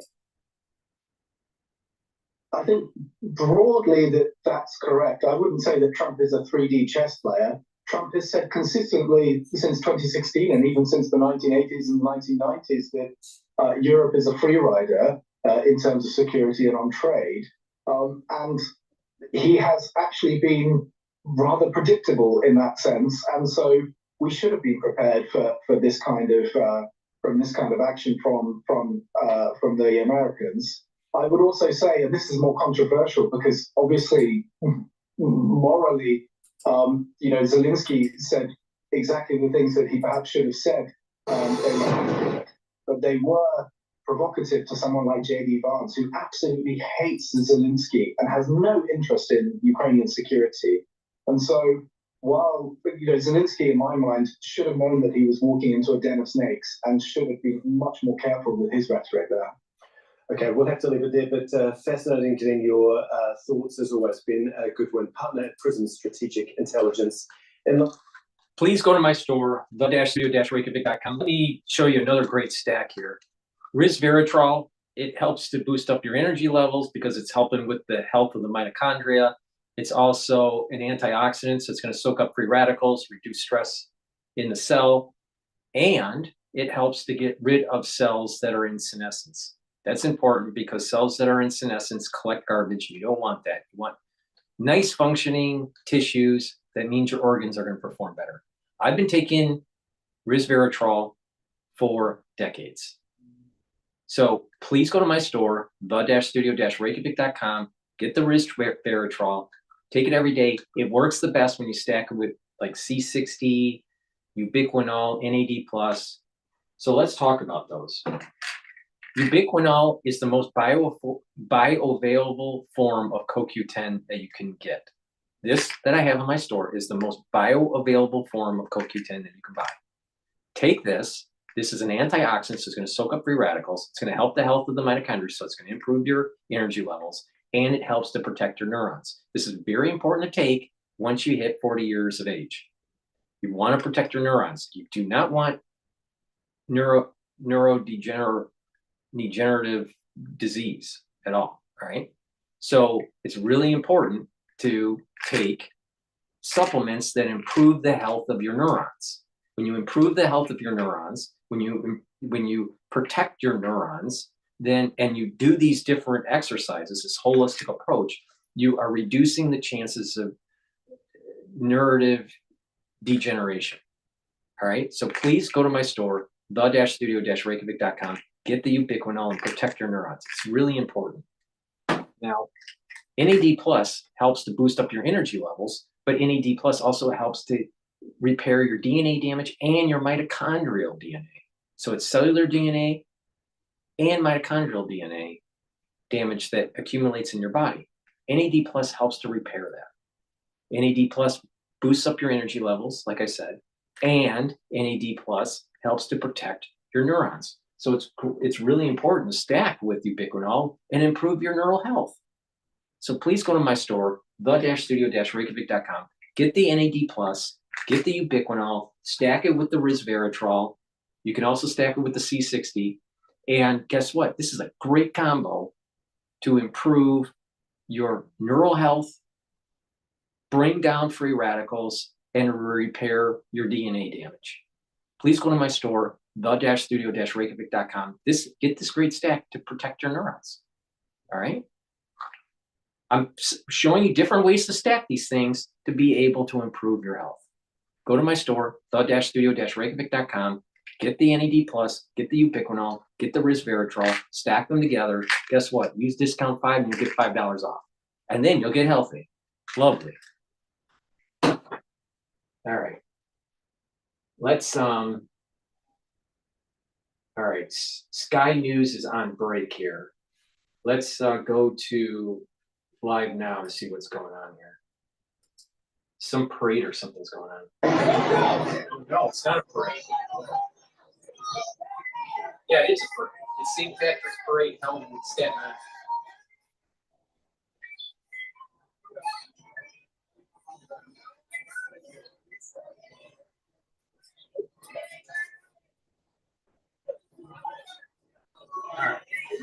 All right, we're gonna switch over to another. I was hoping that Sky News had a good showing at the moment, but it doesn't.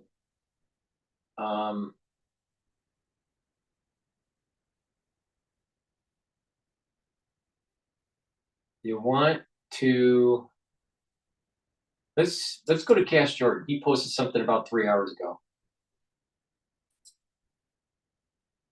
Was apprehended and brought back to Shears as he was met by 6 federal agents who were likely to kick him back to Mexico within the same day. So the U.S. border looks very different now than it did just a few months ago when thousands of people per day were entering America. But that's changed, and many unlawful immigrants find they're outnumbered, quickly apprehended, and immediately returned to Mexico, which in some cases puts people in an even more desperate situation than they were before getting caught, as many have just given their entire life savings to smugglers for absolutely nothing. This is exclusive new video that shows migrants in Illinois leading police on a dangerous high-speed chase. That is a cornfield.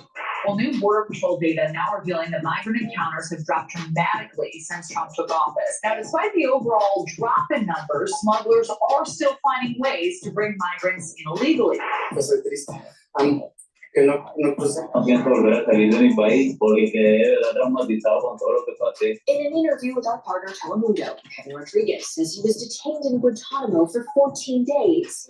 There are still thousands of migrants in Mexico stuck in limbo. Smugglers in Mexico are capitalizing on the desperation of migrants and actually charging up to $18,000 just to be smuggled across the Rio Grande. Some of these illegal aliens, they spend all their money, all their savings, all their resources. I remember being down here nearly a year ago and seeing people desperate to get into the U.S. to get caught and then released. That's all over under this administration.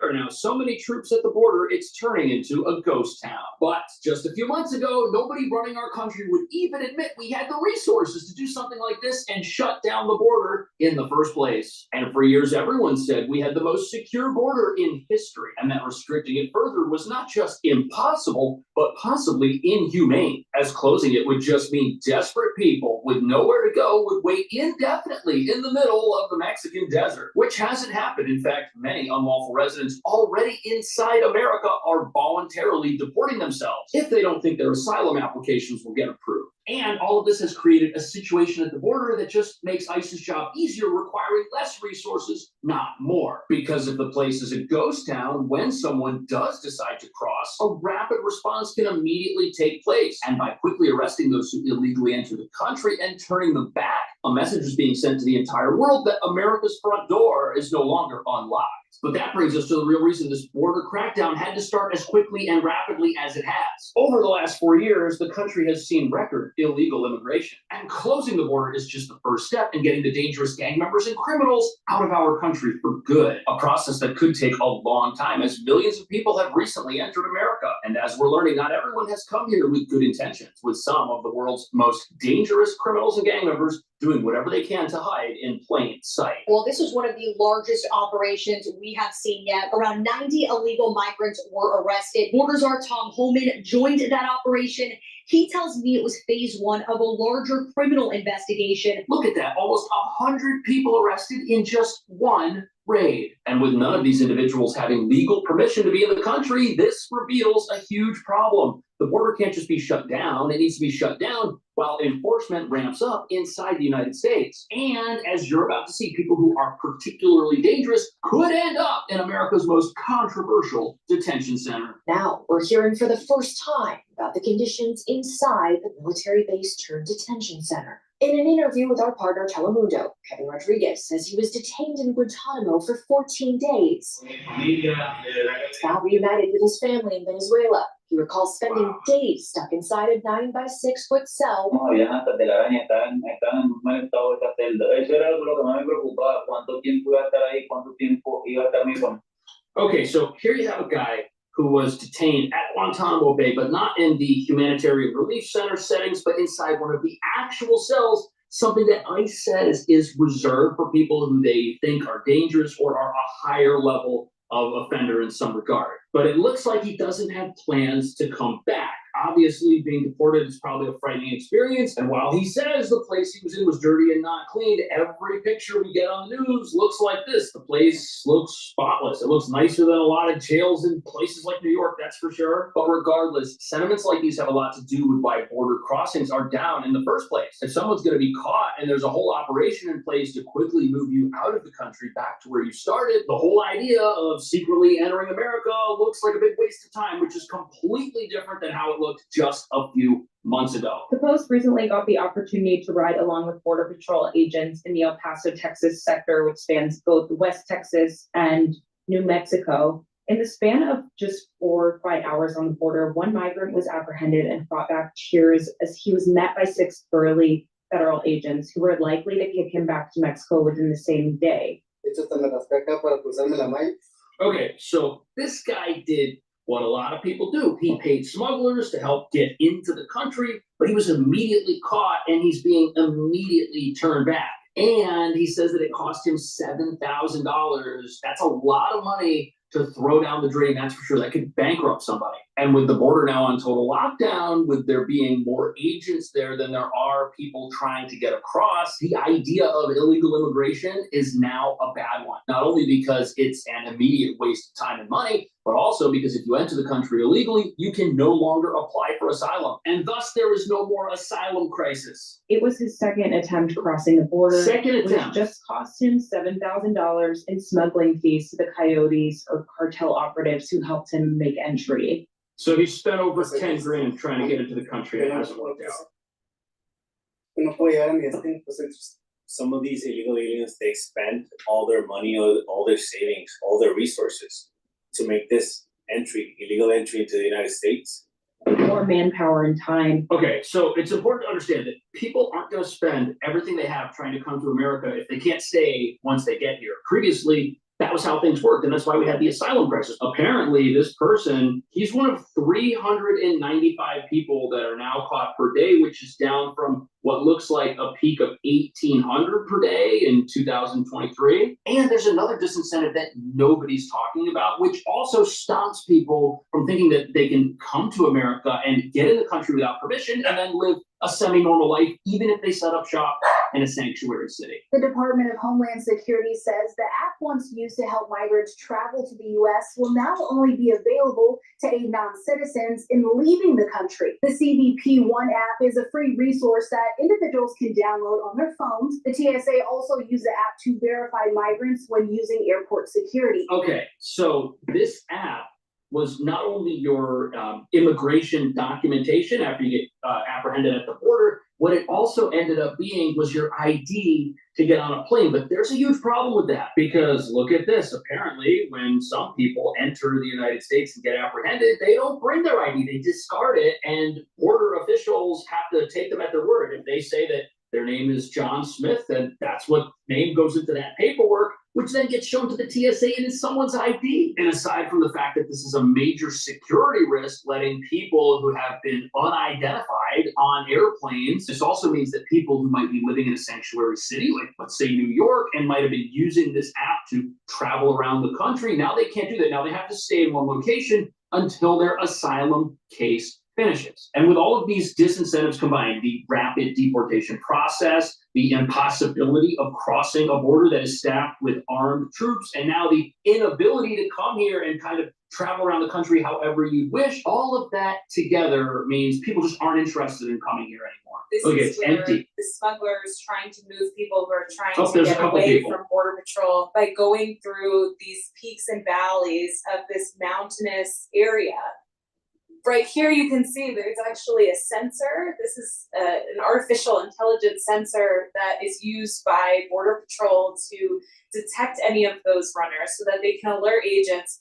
What a total 180. That's crazy. Look at that. Just people coming right up to the fence, Border Patrol overwhelmed. And tackled troops on their way. And you know why it's empty right now? It's because the people that might have done that a year ago now know that things will play out very differently. They won't get to stampede the border and then be released into America, which many of these folks were. In fact, some of the folks that were part of that stampede, what they had happen to them was their charges were dismissed. So they didn't suffer any consequences for hurting other people or tearing down border barriers. But if you try something like that today, you're going to get sent maybe to Guantanamo if the Trump administration thinks that you're dangerous, or you'll just be immediately turned back around and any money you spend is gone. And the main contributor to this was this Remain in Mexico policy, which was implemented in January of 2019, but was then canceled. What this policy said was that you can seek asylum, but you have to remain in the country that you're seeking it from. You can't enter America and then file an asylum claim and then wait here to see how that plays out. That's why we had the asylum crisis, because asylum seekers were now allowed to wait in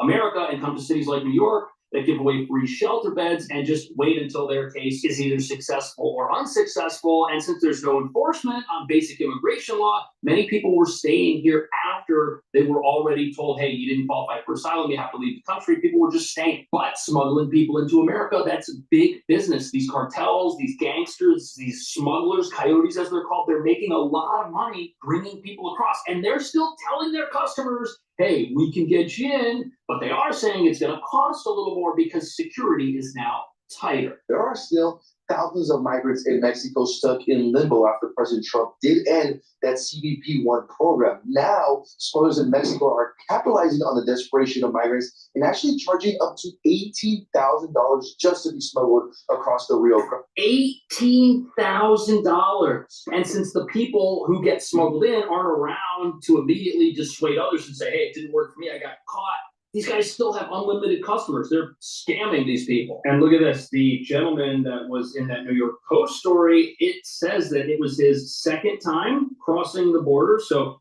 if he spent $7,000 each time, he's $14,000 in the hole and he hasn't made it. And even if he did, it's dubious what he would even accomplish being here, because you can't seek asylum if you've entered the country illegally. You can't do that anymore. The policy is now Remain in Mexico. But that is not stopping the smugglers. We got the opportunity to ride along with Texas state troopers in the RGV area. This is an area that is seeing an uptick in smuggling, with migrants now trying to enter the U.S. undetected, while smugglers in Mexico are looking to make big bucks. Just within our first hour with Texas Trooper Guadalupe Caceres, he received an alert right away from a camera showing individuals entering the U.S. illegally and attempting to hide in the brush. Border Patrol agents and Texas National Guard troops also arrived on the scene. I followed Caceres as he and BP agents cleared the brush, and the pursuit was on as they tracked the individuals' footsteps, eventually leading them to two Mexican nationals lying on the ground and attempting to hide from authorities. They do believe that the male in that that you're about to see in your video was. So these guys were hiding in a cornfield thinking that they could evade Border Patrol, but there's all this technology at the border right now. There's thermal cameras, there's drones, there are eyes in the sky, and look at this place. It's very flat. There's not a lot of areas to hide. It's not like a place where you've got caves and ravines. No, it's flat. They're catching people quickly. And what the borders are saying that anyone who gets caught entering the country illegally now will face a 10-year ban and can't come back. A lot of people are just deciding that, hey, this is not worth it. I'm not going to try to come in because then I may never get in. But these smugglers, they're still promising people that they can get them in. And they're not telling people that their legal pathways expire the second they break the law to come here. And now they're changing their tactics to try and get people through in ways that they did not attempt in the past. We got to see that firsthand. What was interesting is that under the Biden administration, smugglers would actually purposely move those migrant groups in areas that were heavily patrolled by Border Patrol agents. This would then overwhelm agents on the American side, drawing all those resources to focus on the migrants. Now, we're also noticing that smugglers are now moving in smaller groups, but now in areas that are less patrolled by either Texas troopers, National Guard, or Border Patrol agents, all three now working to deter those smugglers. Isn't that fascinating? In the past, the goal was to bring people into the country and get caught by Border Patrol, because then these folks would be paroled into the country itself because of the Remain in Mexico policy being canceled. But now that getting caught is basically the end of your journey. They don't want to get caught anymore. So now they're taking smaller groups. They're charging those people more money. They're trying to sneak around where border security might be. These AI-powered listening devices, cameras, the drones, that probably has a lot to do with why prices are now close to almost $20,000, according to this report. Texas DPS drones also played a critical role when it comes to spotting smugglers. Here, they captured a raft in action as a smuggler attempts to move 3 Mexican nationals across the Rio Grande. As soon as those individuals did reach American soil, they were quickly apprehended, while the smuggler actually paddled back to Mexico, likely looking to smuggle another group. We did also witness scouts on the Mexican side looking on it. That is pretty wild. So these guys in this raft, they smuggled people over. You can see them here entering the country. Those people immediately get caught. But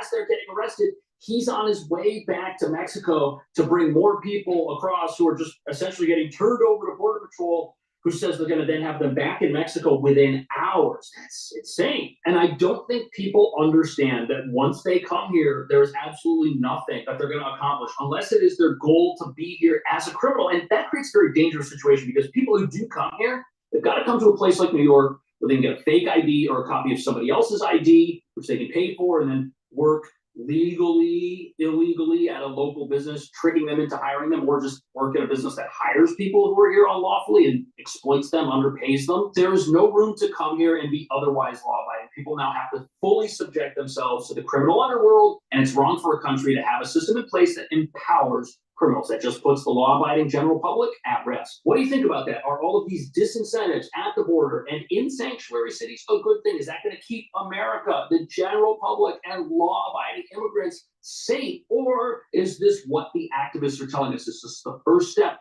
to some sort of mass roundup against people who may not speak English at home? Something activists are telling people out there, trying to stir up fear. Let me know. Thank you so much for watching. I will see you in the next video.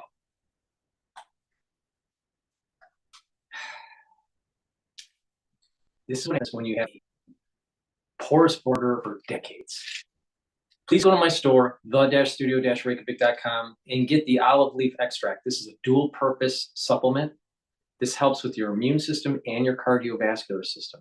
It brings down inflammation, and also it helps to lower LDL levels and increase your HDL levels. That means it's helping with your total cholesterol. So please take the olive leaf extract every day. It stacks really well with other supplements like NAC. NAC helps to boost up glutathione levels. That's another pathway to soak up free radicals. So when you're soaking up free radicals and improving your total cholesterol, you're reducing the chances of further plaque buildup. And NAC helps to calm the central nervous system, right? Reduce anxiety. So your cortisol levels go down. So that means less inflammation in the vascular system. And just overall, it improves your immune system. So it's a great stack that way. And NAC helps to detoxify your liver and your kidney, especially if you take acetaminophen. And NAC can help with your lung health. And that's really important, especially with the aftershock of 2020. So take NAC, improve your lung health, improve your glutathione levels so you can soak up more free radicals, reduce anxiety, bring your body into parasympathetic mode, detoxify your liver and your kidney. It's a great supplement and improve your lungs. So great stack, NAC with the olive leaf extract. Another supplement that's really important to take that people don't start to realize it until they get older, but once you get to about age 40, you start to lose muscle mass, unless you are an athlete or you work out regularly. And over time, you start to lose energy and muscle mass and usually also bone density. So you want to slow that down, right? And build muscle. Myotrol helps to build muscle and to maintain muscle. It helps by having the ingredients to be able to promote gene expression for muscles. So Myotrol helps to promote the gene expression, to build muscle. You do resistance training, you're building muscle. It's helping, because you're older, it's going to be harder to gain muscle. But Myotrol helps you gain that muscle and maintain the muscle. It also helps to improve the mitochondrial health. So you have more energy because your muscles will need the ATP to build and to maintain. So you're going to get the more energy levels and the gene expression that you need to build muscle, and you do the resistance training. Now this stacks really well with Gladiator barley, and that's a high density protein. And that protein is the building blocks for building up the muscle. So it's a great stack.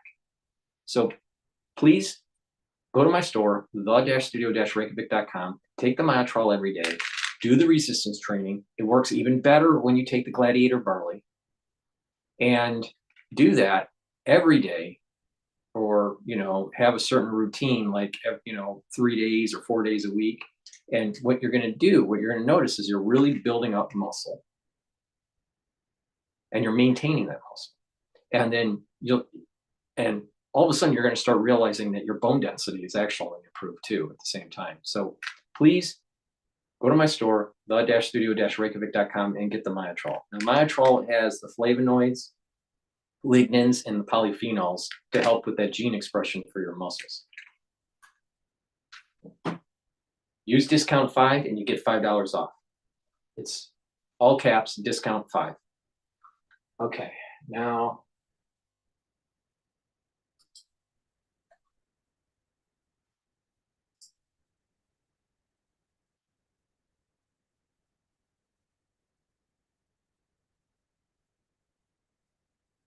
let's pivot over to live now. They're talking to Gabbard, Tulsi Gabbard. With us around these fundamental values of freedom. Well, and they also, though, think that they're in more alignment, and they should be, with the U.S. when it comes to those freedoms and things you talk about. Certainly, those are not things that you would say that Russia or Putin celebrates or bestows on his own people. That's correct. I would not make that claim, and it's clear that that's not the case, nor does President Trump, but that's not really what we're talking about here. We're talking about many of these European countries, and Zelensky himself, who claimed to be standing and fighting for the cause of freedom and democracy, when we actually look at what's happening in reality in these countries, as well as with Zelensky's government in Ukraine, is the exact opposite. You have the canceling of elections in Ukraine. You have political parties being silenced or even criminalized or thrown in prison. You have the freedom of religion, churches being shut down. You have political opposition being silenced. You have total government control of the media. We could go down a whole laundry list of issues that are against the values of democracy and freedom. So it really begs the question, as Vice President Vance said again in Munich, it's clear that they're standing against Putin. Obviously, that's clear. But what are they actually really fighting for? And are they aligned with the values that they claim to hold in agreement with us? The values that President Trump and Vice President Vance are standing for, and those are the values of freedom, of peace, and true security. All right, so the way that you describe Ukraine and the way that most Americans and most of the world understands Russia, are you saying it's essentially choosing between the lesser of two evils? What I'm focused on is what President Trump is focused on, which is peace, seeing the world through a very clear picture and making sure that the president is having honest and good faith negotiations with both of these countries to bring about an end to this war. That is what it's about. That lives are at stake. The potential of World War III, if this war continues to go on and escalate, is what's at stake. And again, President Trump will make his decisions and will stay very focused on what is in the best interest of the American people and ensuring that future of peace and freedom. All right, and we'll stay tuned to see where the reset is.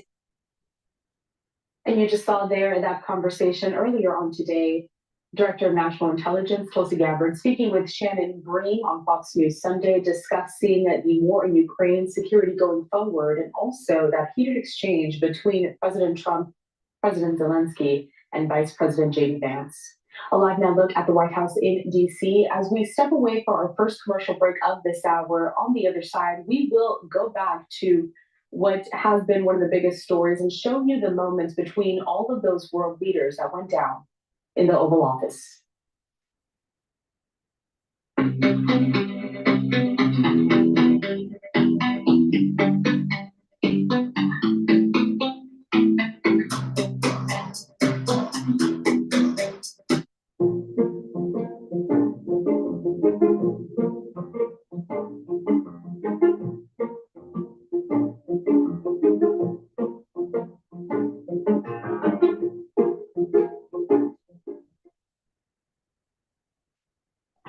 The reason I gathered you here today is for a family strategy.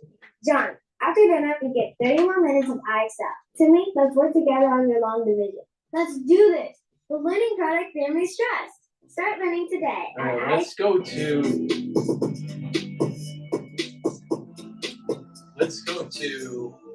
Al Jazeera here.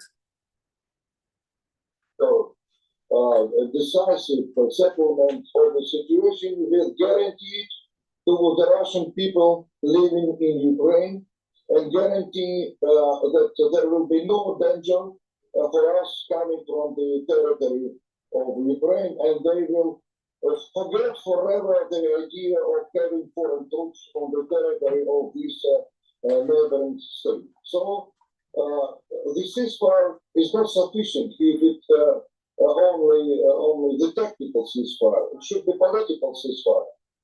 Many in the West are questioning if the US is still a reliable ally. Does Russia see Trump as an ally now? Sorry? Does Vladimir Putin see Donald Trump as an ally? No. Definitely, we have absolutely different approach to the Ukrainian crisis. I think that if our leaders will have a meeting, they will give much more understanding to each other of each other form. But it is premature to say about what we have now as a kind of alliance, etc. No, it's just a matter of more understanding of each other, and that's a very appropriate time for us to start direct contacts of the higher level. That's what we have now. Okay, we'll have to leave it there. Thank you so much for your time. That is Andrei Baklanov, Chairman of the Board of the Association of Russian Diplomats. Thank you. The Ukrainians are hopeful something tangible will come out of the defence summit in London. They've been fighting Russia for 3 years with arms provided largely by the United States and Europe. But the disastrous public spat between their leader and US President Donald Trump has cast doubt over what happens next. Charles Stratford reports from Kyiv. Sunday worship at the St. Volodymyr Cathedral in the Ukrainian capital. All right, that's a rerun. Built in the mid-90s. We already played part of that. So let's go to live now here. Inside of the Oval Office, where we heard from President Trump, President Zelensky, and Vice President J.D. Vance, it's one of the biggest stories that continues to be talked about. Let's take a look at what happened there, in case you missed it. If I didn't align myself with both of them, you'd never have a deal. You want me to say really terrible things about Putin and then say, "Hi, Vladimir, how are we doing on the deal?" It doesn't work that way.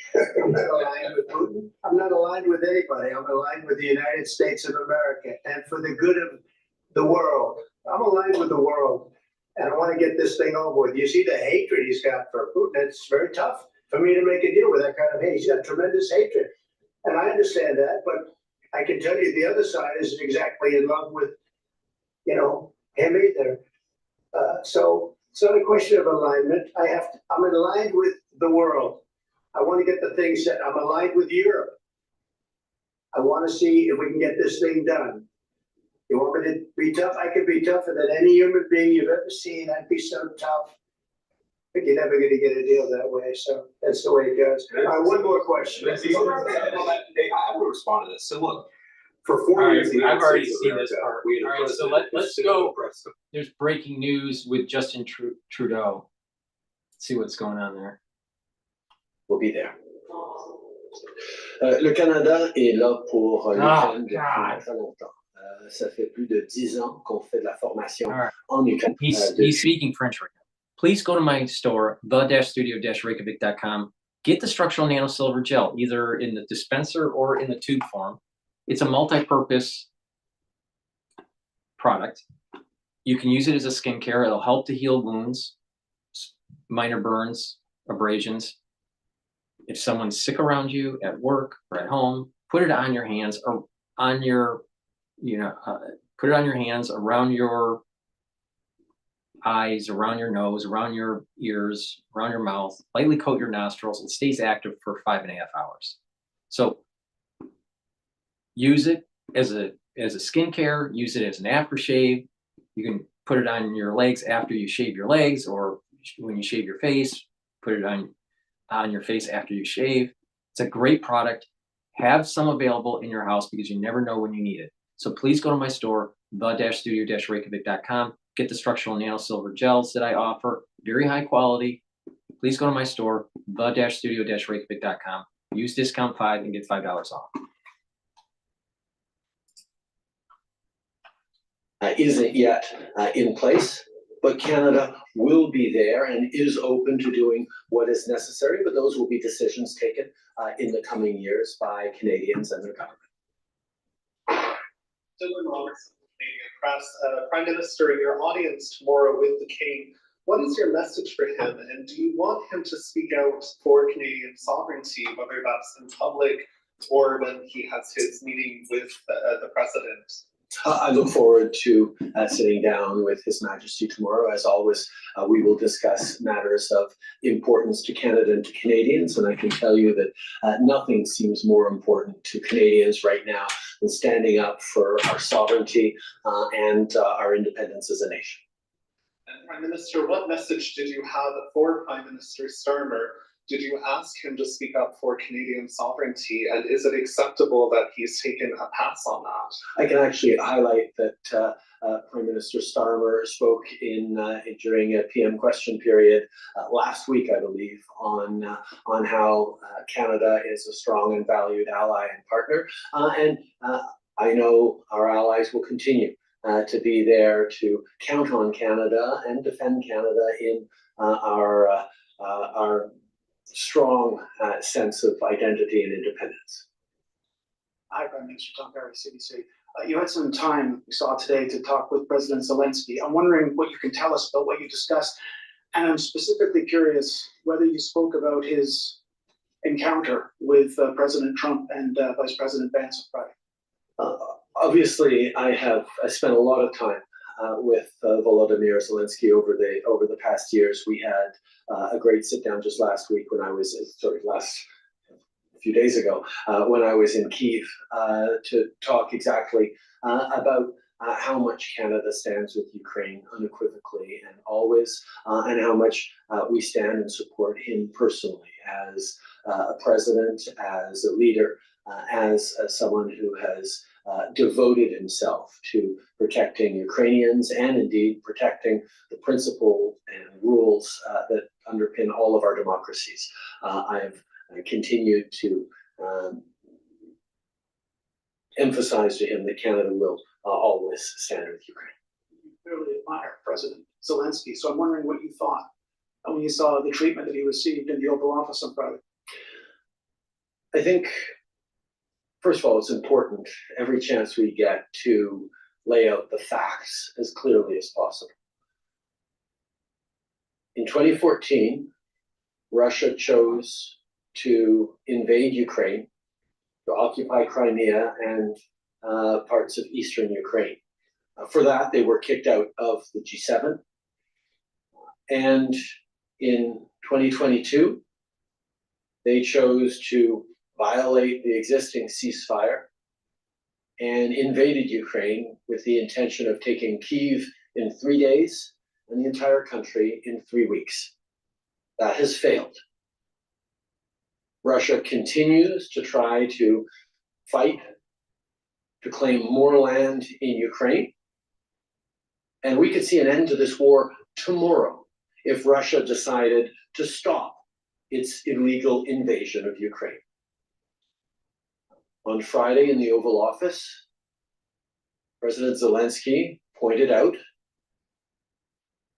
so many words, that Vladimir Putin is a liar and a criminal and cannot be trusted to keep his word in any way, shape, or form, because he has demonstrated time and time again that he will break any agreements.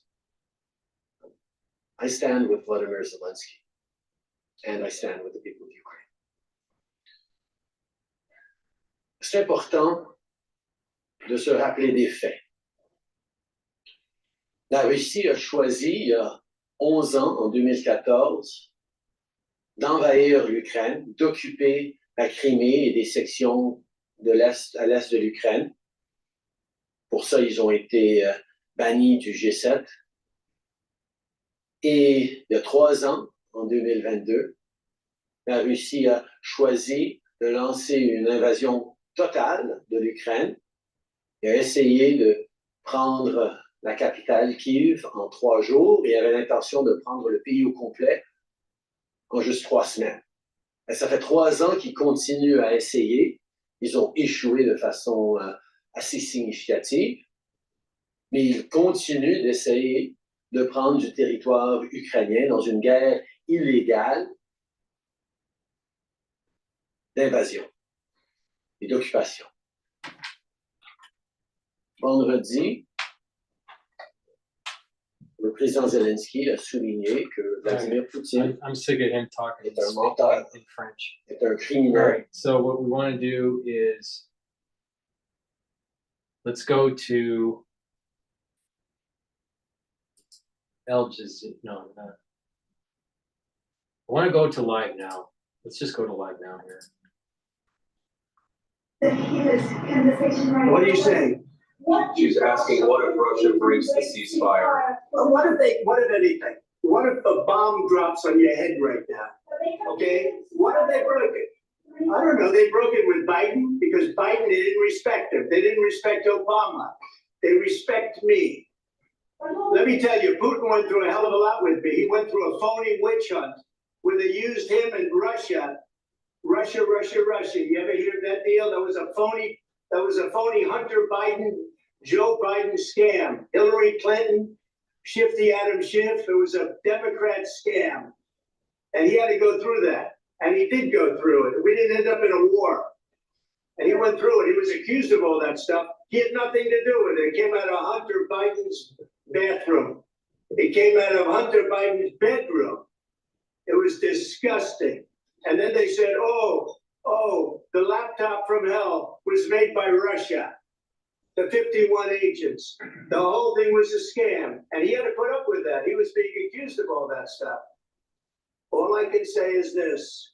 He might have broken deals with Obama and Bush, and he might have broken them with Biden. He did, maybe. Maybe he didn't. I don't know what happened. But he didn't break them with me.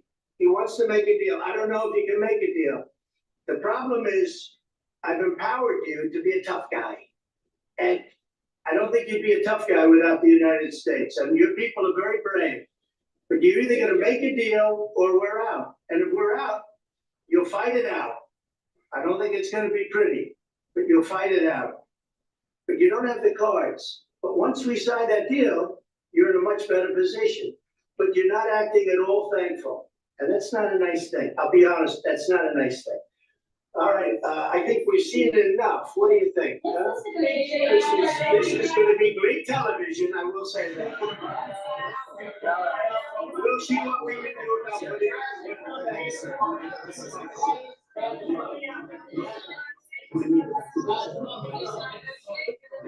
We'll see.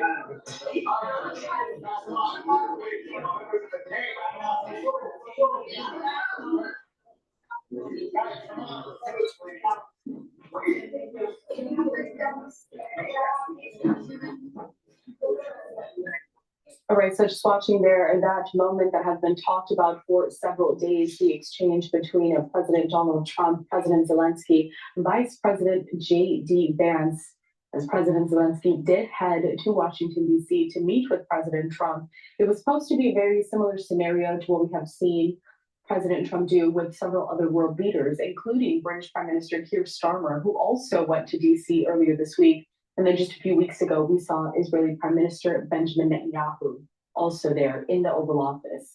But things got a bit derailed, a change of plans last minute. We did not end up having that joint news conference before featuring, of both of those world leaders as we had seen previously. A live now look at the White House there in Washington, D.C. As we step away for another brief commercial break, we'll continue to showcase more of these live events in detail. All right. Trudeau just keeps on talking in French, so I'm not going to go to that. Let's go to Al Jazeera. Tracks. They violated the agreement by shooting and killing people almost every day. and now they're enhancing this bombardment. This is very serious violation, and in my opinion, Israel will not stop unless it is encountered with serious measures, including sanctions. We're gonna go to France 24 here. It speaks English. Leaders for a second urgent meeting after being left out of initial talks to end the Ukraine war. But only the US and Russian officials sat across the table. We're seeing some of the European leaders, Ursula von der Leyen, as well as NATO chief Mark Rutte. We're going to go to Brussels as well in a moment. We're going to speak to our correspondent there, Dave Keating, to get his take and context. The UN Secretary General calls for aid in Gaza to be immediately restored hours after Israel cut off humanitarian assistance and warned of additional consequences if Hamas doesn't accept a new proposal to extend the fragile ceasefire, which technically ended at midnight last night. Hamas has accused the Israeli government of trying to derail the agreed terms of the truce, which is designed to bring about a second phase and Israel's withdrawal from the Strip. We'll be live with DrPaulCottrell coming up in the program. And a private spacecraft the size of a hippopotamus has landed on the moon. It is an unmanned mission, a lander called Blue Ghost by the company Firefly Aerospace. Only the second ever commercial funded mission to reach the lunar surface, touching down on the northeast edge of the near side of the moon, aiming for an ancient volcanic dome where it's carrying out experiments. We'll give you the latest what's going on there.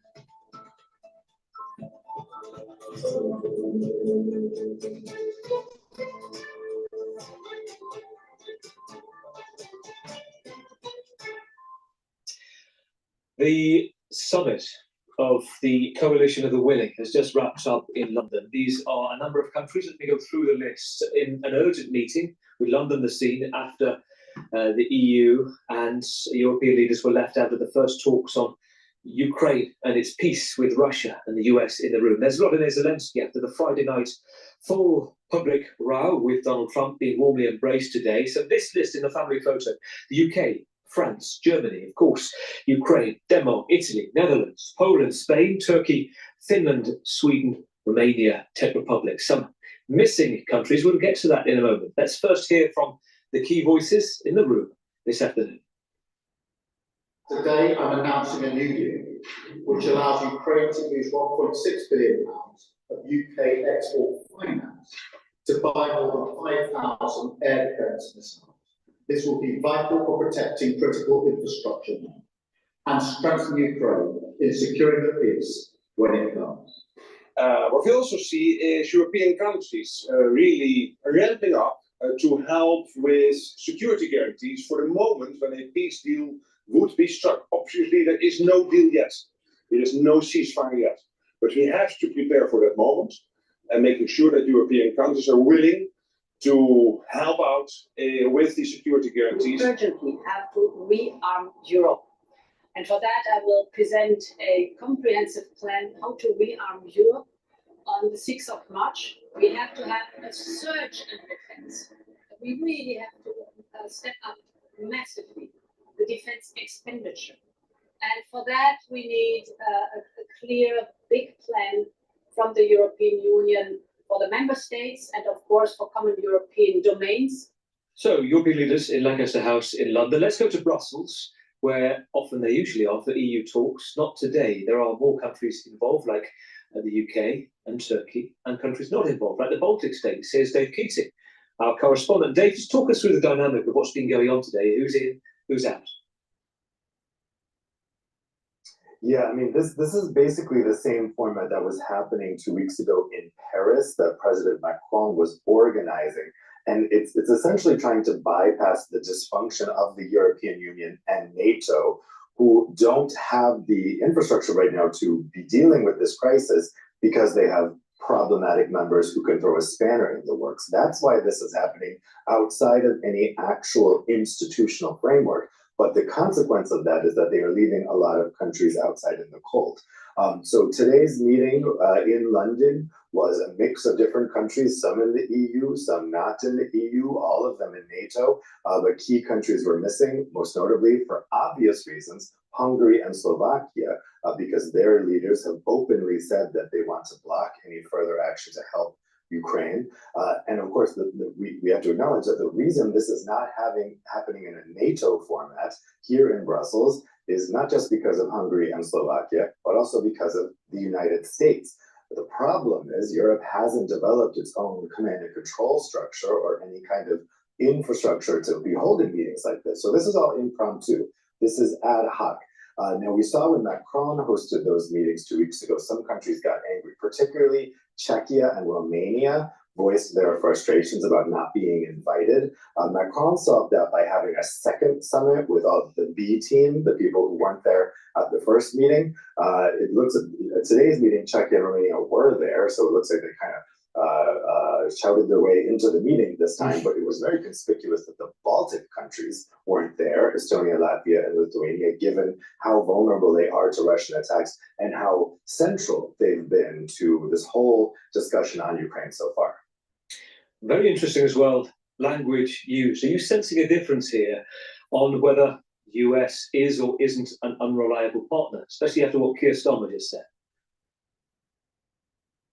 Yeah, it's interesting. A lot of the leaders were asked this on their way out. Keir Starmer insisted, no, the U.S. is not an unreliable partner. The alliance is as strong as ever.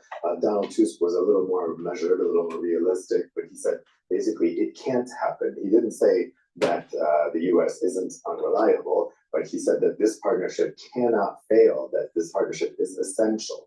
So kind of a more aspirational statement from him. But this is really the elephant in the room here. Nobody really wants to address what happened there in the Oval Office on Friday, but they do want to express their full support for Ukraine and President Zelensky without making the US president angrier than he already is. This is an extremely delicate tightrope that they're watching. The other interesting thing to watch here is how this is going to interact with this summit that's happening on Thursday here in Brussels. Starmer said all these leaders are going to meet again very soon. Unclear whether he was talking about Thursday's summit, which is also an emergency summit here in Brussels. As far as I know, as I've been told, he's not planning on attending that summit. So it's a little unclear how the ideas discussed today will feed into that meeting on Thursday. The ball's back in your court, Dave. We'll speak to you on Thursday. Dave Keating, thank you, our correspondent in Brussels. To that point, let's bring back in GETTR Kurdistani, our international affairs editor. Underpinning all of this, if we listen to the quote from Keir Starmer talking about Europe must do the heavy lifting, but we must have strong US backing. It comes back to the security guarantee, which Donald Trump had said, well, they've wavered against, saying they don't really need it, they'll be fine on their own. You're seeing some movement on that, the idea today. Yes, look, first of all, there was never a closed door on the security guarantee. Of course, Emmanuel Macron on Monday at the White House, Keir Starmer on Thursday at the White House, they didn't get an official, yes, we will provide the backstop that you're asking for, but they also did not get an official, no, we will never provide the backstop. So there was a sort of wiggle room there. And I was talking about how Mike Waltz was on the Sunday shows earlier today, and he said something that seemed to leave that door still open. He said that whether the U.S. decides to support, basically, he didn't use the word security guarantees, but the form that the U.S. support will take or not will have to be negotiated, meaning that there is a possibility that through negotiation, they will come to an agreement. What form that a U.S. security guarantee, if it happens, would take is very unclear. Some have talked about sort of U.S. air cover. Others talked about sharing intelligence, sharing surveillance capabilities. There are multiple forms that could take, but the idea that they haven't closed that door is something that maybe the Europeans are holding on to, and that is what the likes of Keir Starmer, Emmanuel Macron, those who have that relationship with Donald Trump, like Giorgia Meloni, are likely going to try to cultivate. That is what eventually they're trying to get, because they've all said that, and even Zelensky has said that this, everything that we've been discussing, the European ceasefire deal, the peace plan, the guarantees looking forward, they've all said so far, at least, that they cannot do that successfully if they don't have the U.S. on board. And so whether they're grasping at the sort of last thread to hold back the United States, or do they really believe that there is a possibility to do that, we'll have to see. Very interesting. Ketevan, thank you. Ketevan Gustoni, our International Affairs editor. We should say that Volodymyr Zelensky has now arrived at Sandringham with King Charles. Keir Starmer playing the royal card twice this week. Once a state visit, we delivered that letters to Donald Trump. Now we have this visit going on. And don't think the two aren't linked here, because this was a meeting reportedly requested by Volodymyr Zelensky to meet the king ahead of his latest state visit with Donald Trump. So let's take it from there. Let's go to Gaza, because a day of big developments there today. The Israeli government withholding humanitarian aid, saying that Hamas is refusing to back a US proposal for an extension of the first phase and more hostages to be released. Essentially, that it won't need to completely withdraw from the territory, which will be part of phase 2 of the talks. Let's try to understand what's going on and unpick this. Let's go to Noga Tonopolsky, our correspondent in Jerusalem. Noga, great to talk to you this evening. We're hearing from the UN Secretary General, Antonio Guterres, saying this is absolutely terrifying, worrying. It needs to be immediately restored. What's going on? Well, what's going on is fairly terrifying. It's a complete limbo. The ceasefire agreement, which came into effect on January 19th, and remember, it was written up with contributions from the Trump team who were in Qatar during the weeks leading up to the inauguration, part of the plan. This was a three-phase plan at the request of Prime Minister Netanyahu. What we know is, or what we have heard, is that Hamas wanted an end to the war, a declared end to the war from the start. And Israel said it can't happen that fast. We'll go week by week. And this is how we find ourselves 6 weeks in a situation in which about 33 of the hostages have been released. There were around 100 at the start of this process. There's still around 60 dead and alive, held in Gaza. But Israel has taken important steps back from the deal it signed. So it refused to begin negotiations on phase 2 a month ago, as it had committed to doing. It has unilaterally refused to abandon the Egypt-Gaza border. That was supposed to happen yesterday. That's popularly called the Philadelphia line. And today, Israel took an even more radical step and halted all entrance of all humanitarian material, medications, food, everything into Gaza, and closed all of the entries. So Gaza is again besieged and facing the imminent threat of attack. Noga, so things are still very uncertain for now. Noga, thank you so much. Noga Tonopolsky, our correspondent in Jerusalem. Stay with us here on Press 24. We will be back in just a moment. Please go to my store, the-studio-reykjavik.com. It's the-studio-reykjavik.com. The link is in the description of this video and all my videos. So just click the link and get to the website. Take the zeolite. Zeolite helps to detoxify your body from heavy metals, toxins, and chemicals. Take 2 drops, small drops, underneath your tongue. Drink filtered water. Do that every day to detoxify your body year-round. Please go to my store, the-studio-reykjavik.com. Detoxify your body. It's really important. Take the zeolite.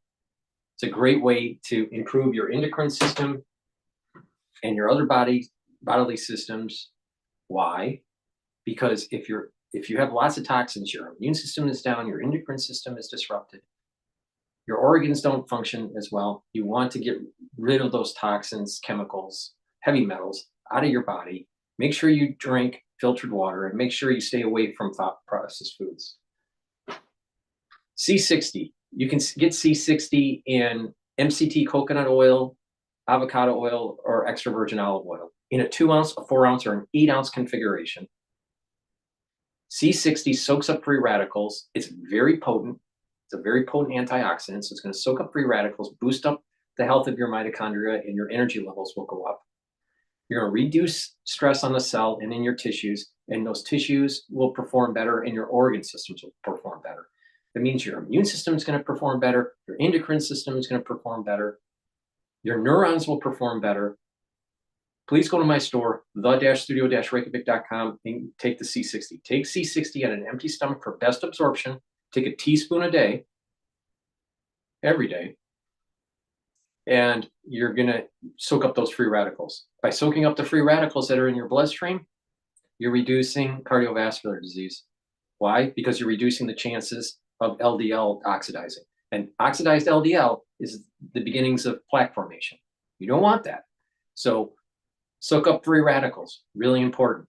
Take a teaspoon a day. If you work out, take it before your workout. It's going to soak up the free radicals that you create during your workout, and you're going to recover quicker. Please go to my store, the-studio-reykjavik.com, get the C60, take it every day, use discount 5, and you get $5 off. Now let's talk about Boomer Boost. Boomer Boost is a powder. It's 68 nutrients. It focuses on a few different systems. One is your cardiovascular health and heart health, right? Your musculature and your strength, and your brain health, all right? It also helps to boost up your metabolism and your energy levels. You will notice within 72 hours after starting to take this, that you have a lot more energy. That energy is throughout the whole day. You're not spiking like, other products that kind of spike your energy levels and then it dies off quickly. This lasts the whole day, and you're going to have just more vitality. And you'll notice this in 72 hours. All right. So you get a big scooper, take 1 scoop a day, mix it with soft foods, filtered water, a smoothie, or some people put it in milk. That's your breakfast or your lunch. You're going to lose weight. You're going to have more energy. You're going to improve your cardiovascular health, your muscles, your strength, and your brain health. And you're going to have more mental clarity. Now, with that, you're also going to sleep better. You'll notice that your sleep patterns are better. So there's a lot of benefits of taking Boomer Boost every day. Now, you take a big scoop for breakfast or for lunch. I take it for lunch, but some people might want to take it for breakfast, but that's up to you. But you'll lose weight. And the thing is that it works even better when you take the Gladiator barley or the heirloom barley. Okay. Now you can take the heirloom barley or the Gladiator barley by themselves, but the heirloom barley helps to detoxify your body, bring down inflammation, soak up those free radicals with superoxide dismutase. You get a big scooper, take a half or a full scoop each day, mix it with soft foods or with filtered water, however you want to take it. But it works even better when you stack it together. And what you're going to notice is you're going to be able to control your A1C levels better. And you're just going to have, you're going to reduce inflammation. You're going to be detoxifying your body. It's a great stack to get healthy. And this is a superfood. The heirloom barley is a high density protein. High density protein. You can't get this type of barley at the store. All right. The store barley, even organic foods stores, aren't going to have the high quality barley that's in this. So you can take it by itself, but it works even better when you stack it together. All right. So you can take Boomer Boost by itself. You can take the barley by itself, or you can stack it. Now, the most powerful stack, if you want to also increase your strength, is to take the Gladiator barley. You get all the benefits of the heirloom barley plus the strength benefits. So you're going to build up strength. You're going to be able to detoxify your body. You're going to reduce inflammation and soak up free radicals with superoxide dismutase. Same thing, you get a big scooper, take a half or a full scoop each day. You can take it by itself, but again, if you mix this two together, this is the best combo. You do some resistance training, and voila, you're gaining a lot of strength. You're gaining muscle. This stacks really well with Myotrol. So taking the Boomer Boost, the Gladiator barley, and Myotrol together, why?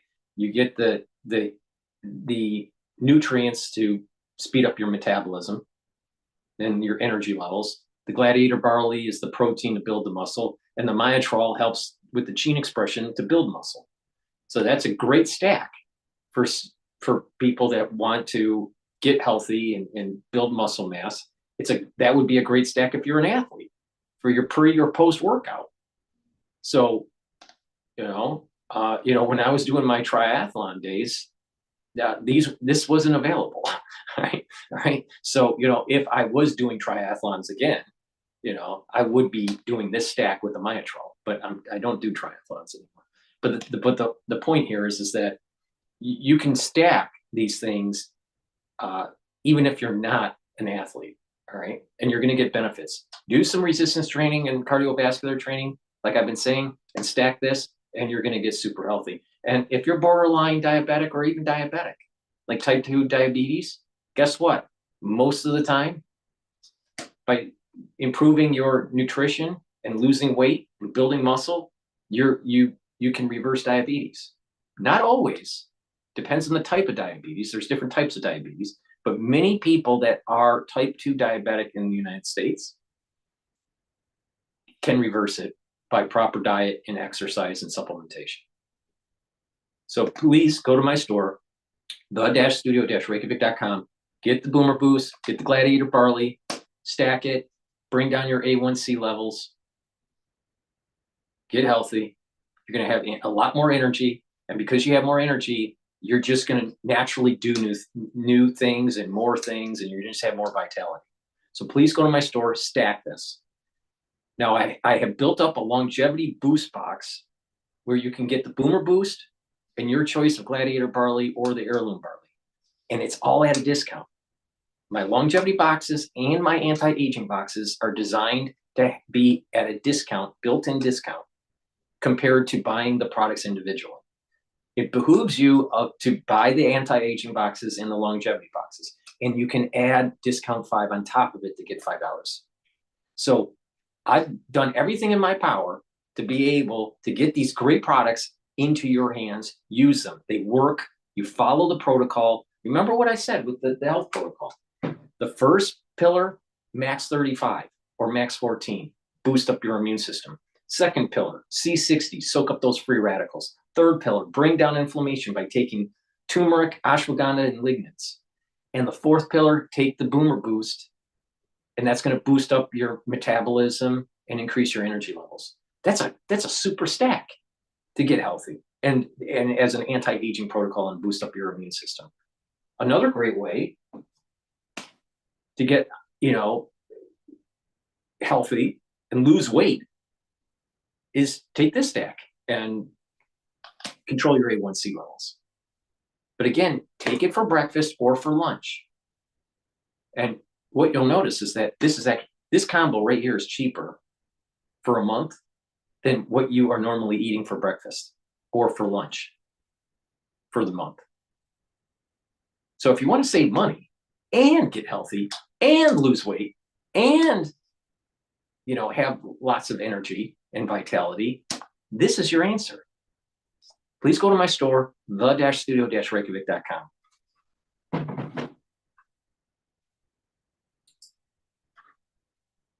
This is really becoming a global industry, and the criminals are going to go wherever they think they can get away with this incredibly horrific crime they're scamming.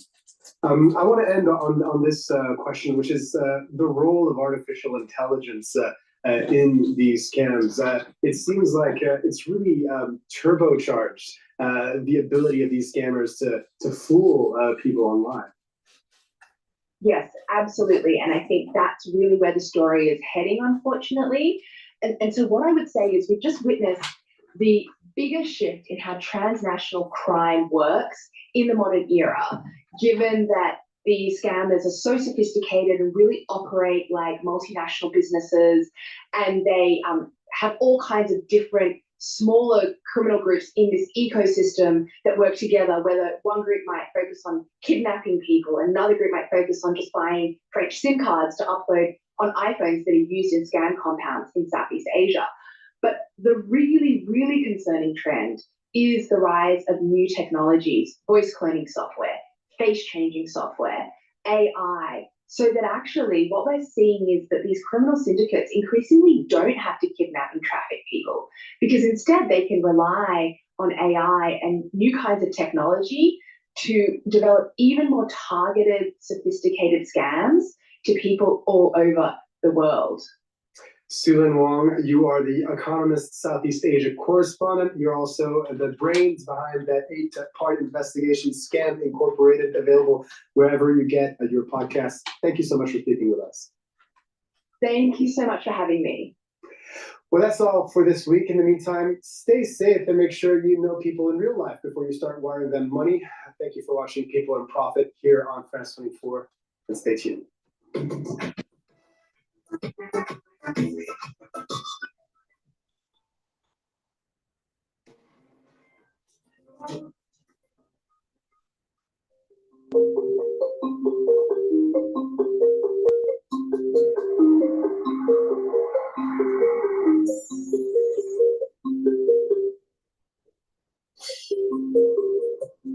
Może Mateusz'a girgin tutması şu Paris tarafı falan ama o Paris'te gelen reflü başlayan Paris'te turda o sosyete girgin mi? Okay, so I've been recording for approximately 4 hours and streaming for 4 hours. So please go to my store, the-studio-reykjavik.com. This is going to be the end of the transmission. Also, make sure you subscribe to all my channels. I have 4 channels on YouTube, Brighteon, Bitchute, and Rumble. Really important that you subscribe to all those channels. Click the links in the description, and I will repost this on the different channels and do a live stream tonight. Thank you for listening and have a nice day.